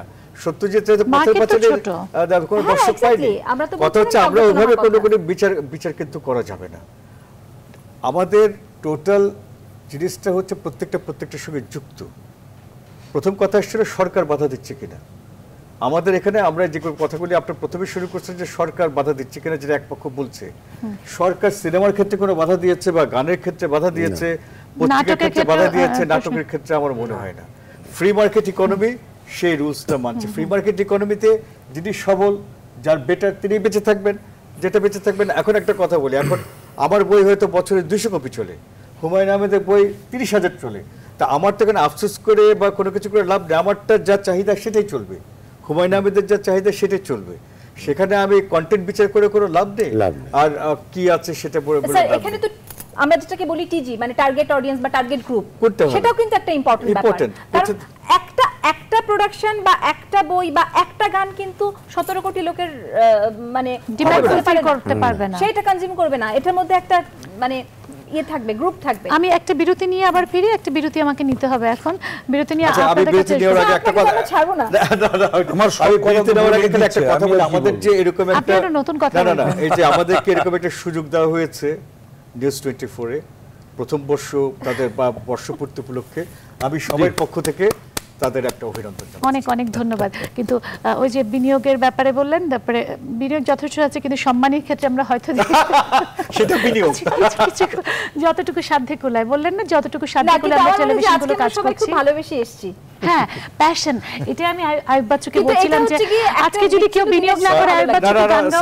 সামিয়া, আমি একটা কথা বলি, প্যাশন না, ব্যক্তিগত আমাদের বাংলাদেশের একটা ব্যাপার আছে কালচারের ক্ষেত্রে, পয়সা ছাড়াও অনেকে অনেক কাজ করে দেবে, আর পয়সা দিয়ে অনেক কাজ করাও যাবে না। আমরা যেখানে এসেছি সেটা হচ্ছে আপনি আমাদের খবর দিয়েছেন, বারবার বলেছেন ভালোবাসা, সেটা আচ্ছা ঠিক আছে। আমি আমার কলিগ বলেছি না আমরা ছবি করিনি পয়সা ছাড়া, অনেক ছবি করেছি। আবার কিন্তু আমার পয়সা দিয়ে হয়তো দেখা যাবে ফারুক বা ফেরদৌসকে আরেকটা ছবি নেওয়া যাবে না। আমাদের এখানে কিন্তু একটা অদ্ভুত ব্যাপার, মানে ওই ধরনের ফ্লাইট ক্যান্সেল করে এসেছেন, এটা অবশ্যই আজকে যারা এখানে এসেছে প্রত্যাখ্যানও করা যায় না। এবং এটা হচ্ছে যে চ্যানেল 24 এর থেকে বেশি হচ্ছে যে নিউজ 24 থেকে যেটা বেশি হচ্ছে যে ব্যক্তিগত সম্পর্কের কারণে। একই চ্যানেলে যদি এরকম করে ব্যক্তিগত সম্পর্ক না থাকলে হয়তো তার অ্যাসিস্ট্যান্টকে দিয়ে 5 জনকে ফোন করলে কেউ আসবে না। আপনাকে অসংখ্য ধন্যবাদ এবং আপনাদের সবাইকে অসংখ্য ধন্যবাদ। হ্যাঁ, আমি কৃতজ্ঞ, অভিভূত, আনন্দিত। কতটুকুন ভালোবাসা থাকলে আশা হয়। আমি সত্যি কৃতজ্ঞ, আমরা নিউজ 24 কৃতজ্ঞ যে আপনারা সব সময় আমাদের পাশে আছেন এবং আমরাও চেষ্টা করি মানুষের পাশে যেয়ে দাঁড়াতে, তাদের সমস্যাগুলো তুলে ধরতে। একটা বিরতি নিচ্ছি, কারণ না হলে আরো বেশি উত্তেজনা বেড়ে যাবে। স্যারকে আমরা বিদায় জানাচ্ছি। সাবিয়া,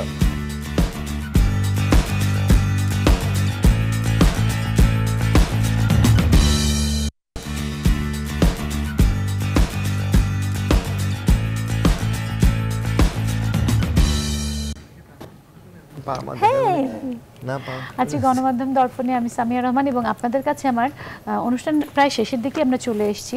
আপনারা ইনভেস্টমেন্টের কথা বলছেন, ক্রিয়েটিভিটির কথা বলছেন, দেশপ্রেমেরও প্রসঙ্গ উঠেছে।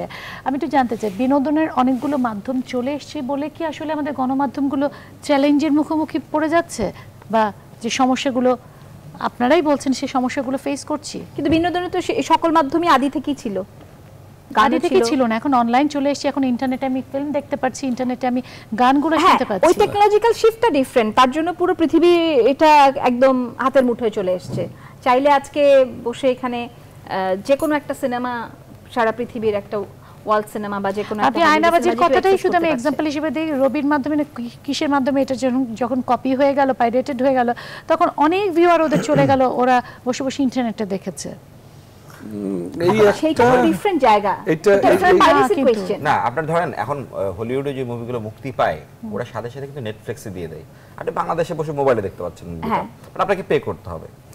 আপনি যখন এর কন্ট্রোল, আপনি এই আকাশ মিডিয়ার যুগে মানে ওপেন সংস্কৃতির যুগে আপনি কখনোই কন্ট্রোল করতে পারবেন না, এটা 100% কখনোই পারবেন না। সো আপনি বিকল্প ওয়েগুলো বের করে দেন না, এবং সেই জায়গাগুলোকে ফিক্স করতে হবে। ঠিক আছে, আফসানা মিমিয়াপা সিনেমা হলে যাবে না, বাট উনি মুভিটা বাসায় বসে দেখতে চাই, বাট ওনাকে পে করে দেখতে হবে, আপনি সেই অপশনটা তৈরি করে দেন। না এখন জিনিসটা হচ্ছে যে মানে এই অপশনটা তো আমরা শিখতেছি আস্তে আস্তে। আমার কাছে যে জায়গাটাতে সংকট থেকে আমার মনে হয় ফিউচার ইজ ভেরি ব্রাইট, সেটা হচ্ছে যে আমাদের শিল্পীদের কথা ধরি, একটা সময় ছিল যখন সিডি হলেই পাইরেটেড হয়ে যেত, শিল্পীরা বঞ্চিত হতেন। তখন শিল্পীরা কিন্তু ডিজিটাল মিডিয়া আসার ফলে নতুন একটা টেকনোলজি শিখেছে যে ওনারা এখন আর সিডি না করে ওনারা অনলাইনে মুক্তি দেন। তার মানে ওনারা শিখছেন যে আমাদের এই নতুন মিডিয়াতে এসে we have to learn the new ways of actually making money or making a survival. হ্যাঁ, ইউটিউবে কিন্তু আপনি দেখেন এখন বাংলাদেশি ওন চ্যানেল অনেক হচ্ছে কিন্তু, এবং আমরা যে লাইকগুলো পাচ্ছি কিংবা ইউটিউবে যে নতুনগুলো হচ্ছে, এখন অনেকে যখন এই গান রিলিজ করছে সেই ইউটিউবে ভিডিওটা রিলিজ করছে, আমরা মিনারের গানের আপনার 10 মিলিয়ন সেলিব্রেট করছি, কোটি বার দেখাটা সেলিব্রেট করছি, আমরাও নিজেরা ইউটিউব তাকে পে করছে কিন্তু এর জন্য। অফ কোর্স পে করছে, আপনি চ্যানেল তৈরি করা মানে, এবং এটা কিন্তু কম না একেবারে না, ওইটাই তার মানে হচ্ছে যে আমরা ডিজিটাল মিডিয়াটাকে আমরা এখন আমাদের নিজেদের সুবিধার্থে এক্সপ্লয়েট করাটা শিখছি। যে জিনিসটা আমরা এখনো পিছিয়ে আছি সেটা হচ্ছে যে এই এক্সপ্লয়েটেশনের যেসব ফাঁক ফোকরগুলো আছে সেগুলো আমরা কিভাবে বন্ধ করব। যেমন আয়নাবাজি যে রবিতে রিলিজ করতে গিয়ে এটা সাথে সাথে কপি হয়ে গেল। এখন আপনি দেখেন এইটা একটা আমাদের টেকনোলজিক্যাল নলেজটা ছিল না দেখে একটা ফাঁক পেয়ে বের হয়ে গেছে। এই ভুলটা তো ধরেন আপনার আমেরিকান কোনো ফিল্ম মেকার করে না, ওরা আগে টেকনোলজিক্যালি যে আপনার যে সিকিউরিটির বিষয়গুলো আছে, মানে আইপি রাইটগুলো সিকিউর করার জন্য যেসব প্রিকশনগুলো নিতে হয় সেগুলো নিয়েছে, আমরা নিয়ে নেই। কিন্তু ওইটা আমাদের লার্নিং এক্সপেরিয়েন্স হিসেবে আরেকটা কথা বলি, এই যে কপি হয়ে গেছে পত্রিকায় যে দেখেন না অনেক সময়, এগুলো তো আমাদের মার্কেটিং পলিসি একটা, এটা আমার একটা পার্সোনাল এক্সপেরিয়েন্স আছে। না অনেক দূর সত্য কথা বলতে হয়, কপি হয়ে গেছে, পাইরেটেড হয়ে গেছে, কিংবা অনেক ছবি আপনি চলে না বাট সেটাও পত্রিকা দেখানো হিউজ চলতেছে।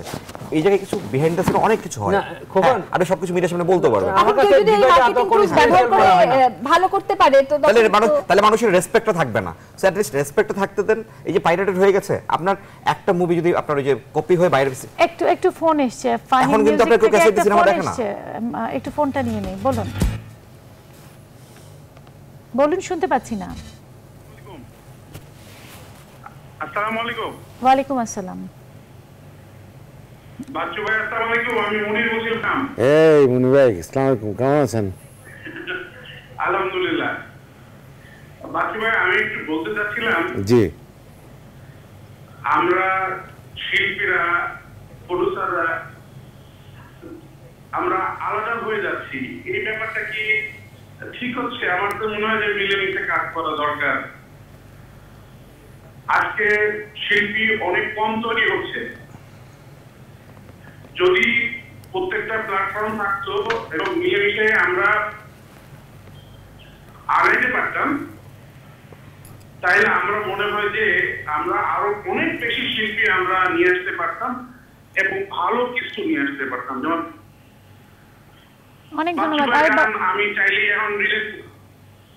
এখন রিলিজ দিতে পারছি না। আর রয়্যালটির যে ব্যাপারটা ভাইজান বলতেছিলেন যে আসলে এখন যেটা হয়েছে, আগে তো বেসিক্যালি পাইরেসি হয়েছে শুধু, এখন গণপাইরেসি হচ্ছে।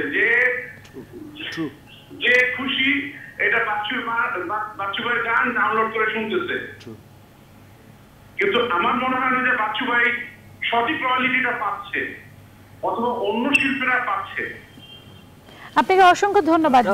এই ওই অ্যাসোসিয়েশনের ব্যাপারে চলে আসে। আমি একটা দুটো ইন্ডাস্ট্রির অ্যাকচুয়ালি দুটো ক্ষোভ আছে, শিল্পীদের একটা ক্ষোভ প্রোডিউসারদের এগেইনস্টে, সেটা হচ্ছে যে উনি ফাইভ মিউজিকের কথা বললেন, এরকম আমি কোনো মিউজিক হাউসের স্পেসিফিক নাম না ধরে, যেমন ধরুন উদাহরণ হিসেবে বলি, বাচ্চু ভাই একটা সিডি বের হলো, হ্যাঁ, তো সেই সিডিটা বের হওয়ার সময় বাচ্চু ভাইকে ওরা রেকর্ডিংয়ের সময় একটা টাকা দিয়েছে, কিন্তু এরপরে ওই মিউজিকটা যখন সিডি আকারে বের হয়ে এক্সপ্লয়টেশন হলো, ওনাকে হয়তো দিয়েছিলেন 10,000 কপির জন্য কিংবা 5,000 কপির জন্য, উনি কিন্তু 1 লাখ কপি বিক্রি করলো ওনার শিল্পীর সম্মানী, গীতিকারের সম্মানী এবং সুরকারের সম্মানী ওই 1 টাকায়। কিন্তু পরবর্তীতে যেটা দেখা গেছে সেটা হচ্ছে যে ওই গানটা আমরা আইটিউন হিসেবে ব্যবহার করছি, আইটিউনে বিক্রি করছি, কিংবা কলার টিউন হিসেবে ব্যবহার করছি, কিংবা আপনার ভাস্ট যে মিডিয়ার কথা বলছি আপনি মোবাইল ফোনগুলোর মাধ্যমে, ওইগুলোতে কিন্তু ওই মিউজিক হাউসগুলা প্রচুর টাকা বানাচ্ছেন, কিন্তু ওনার যখন লাইসেন্সটা দেওয়া ছিল তখন ছিল শুধু সিডির জন্য। এখানে একটা আইনের ফাঁক রয়ে গেছে, সেটা হচ্ছে লাইসেন্সিং যেভাবে হয় কপিরাইটের, সেটা হচ্ছে আপনি যতবারই এক্সপ্লয়েট করবেন ততবারই কিন্তু সুরকার, গীতিকার প্রত্যেকে পয়সা পাওয়ার কথা, কিন্তু যতবারই পারফর্ম করা হবে ততবারই এরা পাবে। কিন্তু এখন আমাদের যেটা দেখতে পাচ্ছি, প্রযোজক বলেছে একবার যেহেতু গান গেয়ে ফেলেছেন, একবার যেহেতু সঙ্গীত রচনা করে ফেলেছেন ওনাকে আমার টাকা দিতে হবে না কিন্তু এই জায়গায় বিষয়গুলো আছে, এগুলো তো এখন ধরেন আমরা অনেক কথা বলতে পারি, বাচ্চু ভাই যদি তার মানে রাইটটা চায়, তার নিজের অধিকার তার নিজেরই সংরক্ষণ করতে হবে, করে দিবে না। এখন ধরেন আপনার আমি ব্যক্তিগতভাবে জানি যারা ধরেন গ্রামীণ ফোন কিংবা ধরেন বাংলা লিংক রবির বিরুদ্ধে মামলা করেছে, আমি নিজে থেকে জানি, আপনিও হয়তো জানেন লয়ার হিসেবে, অনেক লয়ারকে পাঠিয়ে দিয়ে তাদেরকে ম্যানেজ করে একটা টাকা দিয়ে ম্যানেজ করতে হয়েছে। আপনি করেন না ভাই, মুশকিলটা কি? না আপনি এখন আপনি করতে যাবেন কিন্তু এটা করতে চায় না। না তাও এখন ফারুক ভাই আপনার অধিকার আপনাকে সংরক্ষণ করতে হবে। এখন উনি ওনার রাইটের কথা বলতেছে, একটা বাচ্চু ভাইরা তো অনেক সিনিয়র, তো ইমোশনাল রাইট নিয়ে ওনার এই ইমোশন থেকে বলছে, অধিকার নিয়ে কি পদক্ষেপ নিয়েছে আপনি? আমি বলি এই স্টেপটা নিতে হবে, কিন্তু এই আপনার গভর্নমেন্টকে বলতে হবে যে তুমি এই রুলসগুলো করো। পক্ষ থেকে মাইলসের পক্ষ থেকে আইনটা টেলিফোন কোম্পানিগুলোর বিরুদ্ধে আপনার মামলা করা হয়েছে। মাইলস যখন মামলাতে গেছে তখন টেলিফোন কোম্পানিগুলো যারা ভাস প্রোভাইডার আছে তাদের সাথে এখন ওনারা রয়্যালটির একটা হিসাব করতেছে। কিন্তু ওই আমি যেটা বললাম, আপনি যদি মানে আমরা একটা প্রবাদ বলি যে কান্নাকাটি না করলে মাও আসলে দুধ দেয় না, এখন আপনারা যদি ওই এনফোর্সমেন্টের জায়গাটাতে না যান তাহলে কিন্তু আপনাদের আমার কিন্তু দোষ নাই, বিকজ আমি কিন্তু গ্রাহক হিসেবে আমার যে হেলো টিউন যেটা রয়েছে মোবাইলে, আমি কিন্তু প্রতি মাসে ওটা টাকা কেটে নিচ্ছে, সো আমি দিয়ে দিচ্ছি আপনার টাকাটা, কিন্তু আপনি তো পাচ্ছেন না। এটা আপনার রাইট, এখন আদায় করে নেওয়া। আপনাকে গভর্নমেন্ট সাপোর্ট দিবে। আমরা বারবার বলছি যে অন্য দেশের কোন শিল্পী বা অন্য দেশের প্রোডিউসার বা অন্য দেশের ফিল্মের সাথে যে কম্পেয়ারটা করছি, ওখানে বেশি টাকা লগ্নি থাকার কারণে বা শিল্পীরা বা একজন ডিরেক্টর বা রাইটার অনেক বেশি টাকা তারা ইনকাম করার ফলে যে সুবিধাটা হয়, ওখানে কিন্তু ওদের নিজস্ব ম্যানেজার থাকে, নিজস্ব লিগ্যাল অ্যাডভাইজার থাকে, এগুলো ডিল করার জন্য। ওই ইনভেস্টমেন্টের ব্যাপারটা চলে আসে। শিল্পীর পক্ষে কিন্তু এটাকে মেইনটেইন করা উচিত। আমরা অনুষ্ঠানে সবকিছু যেটা ব্যক্তিগতভাবে সম্ভব না, এটা পার্সোনালি মুনি ভাই যেটা বললেন যে শিল্পীরা আর প্রোডিউসাররা এক হচ্ছে না কেন, এটা তো হলো ওনাদেরকে নামতে হবে আগে, কারণ শিল্পীরা একটা অভিমানী, প্রচন্ড অভিমানী, ক্রিয়েটিভিটি যারা করি তারা আর সব হারালো অন্তত সম্মান হারাবে না। নিজের অধিকার চাওয়া কিন্তু সম্মান হারানো না, এমন এক জায়গায় আঘাত হানছে যেটা কিন্তু সম্মান হানির মতো, সেটা হচ্ছে আমার ক্রিয়েশন নষ্ট হয়ে যাচ্ছে। মানে তো ওনাদেরকে এখন আমাদেরকে যে ফোন করে উৎসাহ দিলেন, বাচ্চু ভাই সরি টু ইন্টারফিয়ার, আপনাকে তো সে আঘাত করবে যাতে আপনি না যান, তাহলে সে প্রফিট, সেটা আপনাকে যেতে হবে এই জায়গাটা, ইটস ইওর রাইট, সেটা আপনার অধিকার। যেহেতু উনি বলছে যে উনি আমার বন্ধু মনির ভাই বললেন যে আমরা এক হয়ে কিছু করতে পারি না, অবশ্যই পারি, ওনাদেরকে আদরের বুকটা পেতে দিতে হবে। আমি একটু ফেরদৌসের কাছে যেতে যাচ্ছি। আদর করে শুধু আদর দিবে, হ্যাঁ বেনিফিট দিবে না, নিশ্চিত এই অধিকার মানি সবকিছুতে মানে মানি ম্যাটার্স এবং ক্রিয়েটিভিটির ব্যাপারও আছে। আসলে দেশপ্রেমটাও বোধহয় অনেক বেশি গুরুত্বপূর্ণ, অনেক বেশি জরুরি আমার মনে হয়, বা কাজের প্রতি প্রেম। আমি যেহেতু আসলে দু দেশে সাইমালটেনিয়াসলি কাজ করেছি, তা আমি কিন্তু আমার চোখের সামনে দুটো ইন্ডাস্ট্রিকে দেখেছি। আমি মানে আমার এই এতদিনের ক্যারিয়ারে আমি যখন কলকাতায় হঠাৎ বৃষ্টি করতে যাই, তখন কলকাতায় এক একটা সিনেমার বাজেট ছিল 15 লাখ থেকে 20 লাখ টাকা। আমাদেরই পরিচালক স্বপন শাহ ওখানে সিনেমা বানাতো, বাংলাদেশি ম্যাক্সিমাম ছবিগুলিকে ওখানে গিয়ে রিমেক করতো। এই করে করে কিন্তু ইন্ডাস্ট্রি ওয়াজ ইমপ্রুভিং। এবং তখন বাংলাদেশের সিনেমা তো 1 কোটি টাকার, এবং ওরা আমাকে নিয়ে ইনিশিয়ালি হাসতো যে তোমাদের দেশে এত বড় বড় সিনেমা হচ্ছে, তুমি এখানে কেন কষ্ট করছো এসে, বিকজ মেকআপ রুমে এসি নেই, রাতের বেলা ভূতের ভয় করতো, এই একটা অবস্থা ছিল কলকাতা টালিগঞ্জের স্টুডিওগুলো।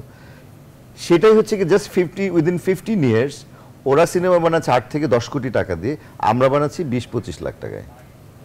সো এই যে ডিফারেন্সিয়েটটা হয়ে গেল, আমাদের তখন বাংলাদেশের সিনেমা হল ছিল 1400, এখন বাংলাদেশের সিনেমা হল সম্ভবত 250 বা 300, আর ওখানে বাংলা সিনেমা চলতো শুধুমাত্র 4টা সিনেমা হলে, জাস্ট মিনার, বিজলি, ছবিঘর আর একটা সিনেমা হল আলিয়া, এই 4টা সিনেমা হলই শুধু বাংলা সিনেমা রিলিজ হতো।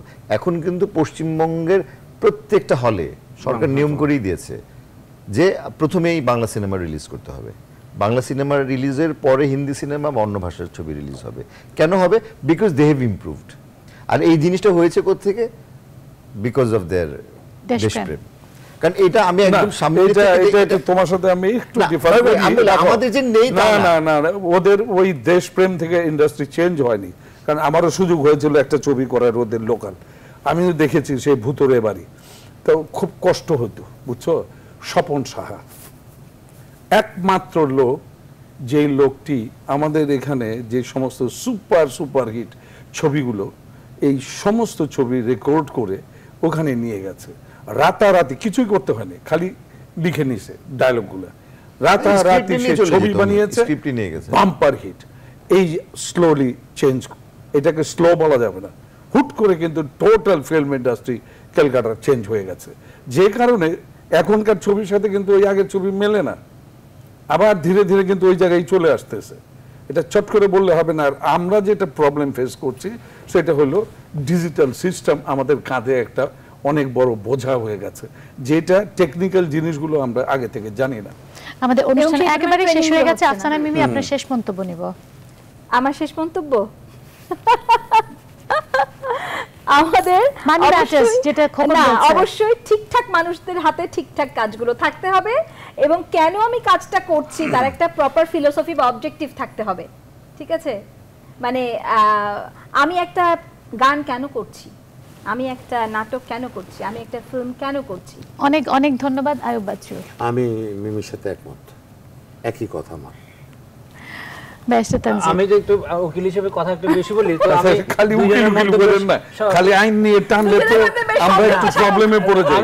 আমার কাছে যে বিষয়টা মনে হয় মোস্ট ইম্পর্টেন্ট, আমরা অনেক কমপ্লেন করছি যে ছবি ভালো হচ্ছে না, গান জনপ্রিয় হচ্ছে না, গান কালজয়ী হচ্ছে না, সবকিছুর মূলে সবাই একটা সূত্র আবিষ্কার করার চেষ্টা করছি, সেটা হচ্ছে যে আপনার টাকা পয়সার অভাব। ওই টাকা পয়সার অভাব আমার কাছে ওই কবিতাটার মতো মনে হয় যে চাকা নেই তাই টাকা নেই, বা টাকা নেই তাই চাকা নেই। হ্যাঁ, তো এটা সার্কেলের মধ্যে না বলে আমার কাছে সবচেয়ে মোস্ট ইম্পর্টেন্ট যে জিনিসটা দেখি সেটা হচ্ছে যে মানুষের যে কম্পিটেন্সি, বাংলাদেশের জেনারেল যে কম্পিটেন্সি, সেটা আমার ল প্রফেশনটাও কোনো ডিফারেন্ট না। একটা যদি বা অন্য কোনো দেশের সাথে তুলনা করে আমাদের জেনারেল কম্পিটেন্সি লেভেলটা অনেক নিচু, এবং ওই কারণে আমাদের যে ক্রিয়েটিভিটি বলেন, যেসব কর্মকাণ্ড বলেন, সব কিছুতে আমরা বাকিদের চেয়ে পিছিয়ে আছি। যতদিন পর্যন্ত আমরা আমার নিজেদেরকে কম্পিটেন্ট করে তুলতে পারবো, ওয়ার্ল্ড স্টেজের যে একটা লেভেল আছে সেখানে নিয়ে যেতে না পারবো, ততদিন কিন্তু আমরা যতই টাকা পয়সা বলি, হাওকাও করি, চিল্লাচিল্লি করি, সেটা হচ্ছে আমরা নিজেদেরকে যে পুল অফ আমাদের, এবং তার মানে গোড়ায় যেতে হচ্ছে, সেটা হচ্ছে আমরা যাদেরকে ট্রেন আপ করে বিভিন্ন স্কুল, আপনার কলেজ কিংবা ইউনিভার্সিটি থেকে বের করছি বিভিন্ন ডিগ্রি দিয়ে, তারা যখন ফিল্ডে আসছে দেখা যাচ্ছে তার মোটেও কম্পিটেন্ট না। সে একজন সাংবাদিকের কথা বলেন, একজন ফিল্ম মেকার। আমার না এই বিষয়ে অনেক আপত্তি আছে। কখন সবাই শুধু নেতিবাচক কথা বলছে, আমি একটু সম্ভাবনা আশাবাদী কথা শুনে শেষ করতে চাই। প্রথম হচ্ছে আপনি যে কোনো জিনিস যদি এস্টাবলিশ করতে চান কিংবা দাঁড় করাতে চান, প্রথমত হচ্ছে আপনার প্রত্যেকটা সেক্টরে যে যোগ্য লোক থাকে কিংবা ট্রেইনড আপ লোক থাকে, আপনি পারবেন না যদি পেশাদারিত্ব না থাকে। আপনার প্রথম হচ্ছে সবার আগে পেশাদারিত্ব নিয়ে আসতে হবে। পেশাদারিত্ব নিয়ে আসলে আপনার টাকাও আসবে, আপনার দর্শক হলে আসবে, আপনার সিনেমা হল হবে, ভালো ভালো প্রোডাকশন তৈরি হবে। আমাদের সবার মধ্যে যে জিনিসটা অভাব হচ্ছে পেশাদারিত্বের অভাবটা রয়েছে। আমি এটা প্রত্যেকটা সেক্টরে, নট অনলি শুধু আপনার মিডিয়া সেক্টর। ভালো কথা বলবো না, আমি না, এটা ভালো কথাই তো বললাম। আপনার সবকিছু এখন ধরেন ফারুক ভাই খুব ভালো অ্যাক্টর, ওনাকে ইউজ করার জায়গা থাকতে হবে তো আপনার। সো বিষয়টা হচ্ছে যে আপনি থাকলে তো হবে না, একটা পেশাদারিত্বের মনোভাব নিয়ে সবার কাজ করতে হবে। আপনাদের সবাইকে অসংখ্য ধন্যবাদ। কিন্তু আমরা আশা করি এই পেশাদারিত্বের জায়গায় আমরা আরো বেশি সফল হব, কারণ আমরা সম্ভাবনার বাংলাদেশকেও দেখতে চাই। আমরা সবসময় বাইরের ইন্ডাস্ট্রির সাথে নিজেদেরকে তুলনা করি, কিন্তু সেই ইন্ডাস্ট্রি এক সময় নিশ্চয়ই আসবে। আমরা ধারণা করছি যে একটা ট্রানজিশন পিরিয়ডের মধ্যে বাংলাদেশের গণমাধ্যমগুলো এগিয়ে যাচ্ছে, হয়তো সেই সময়টা আমরা অতিক্রম করতে সক্ষম হব এবং খুব ভালোভাবে মাথা উঁচু করে দাঁড়াতে পারবো। আজকের মতো শেষ করছি গণমাধ্যম দর্পণ। সবাইকে অসংখ্য ধন্যবাদ, আপনাদেরকে অনেক অনেক অনেক ধন্যবাদ।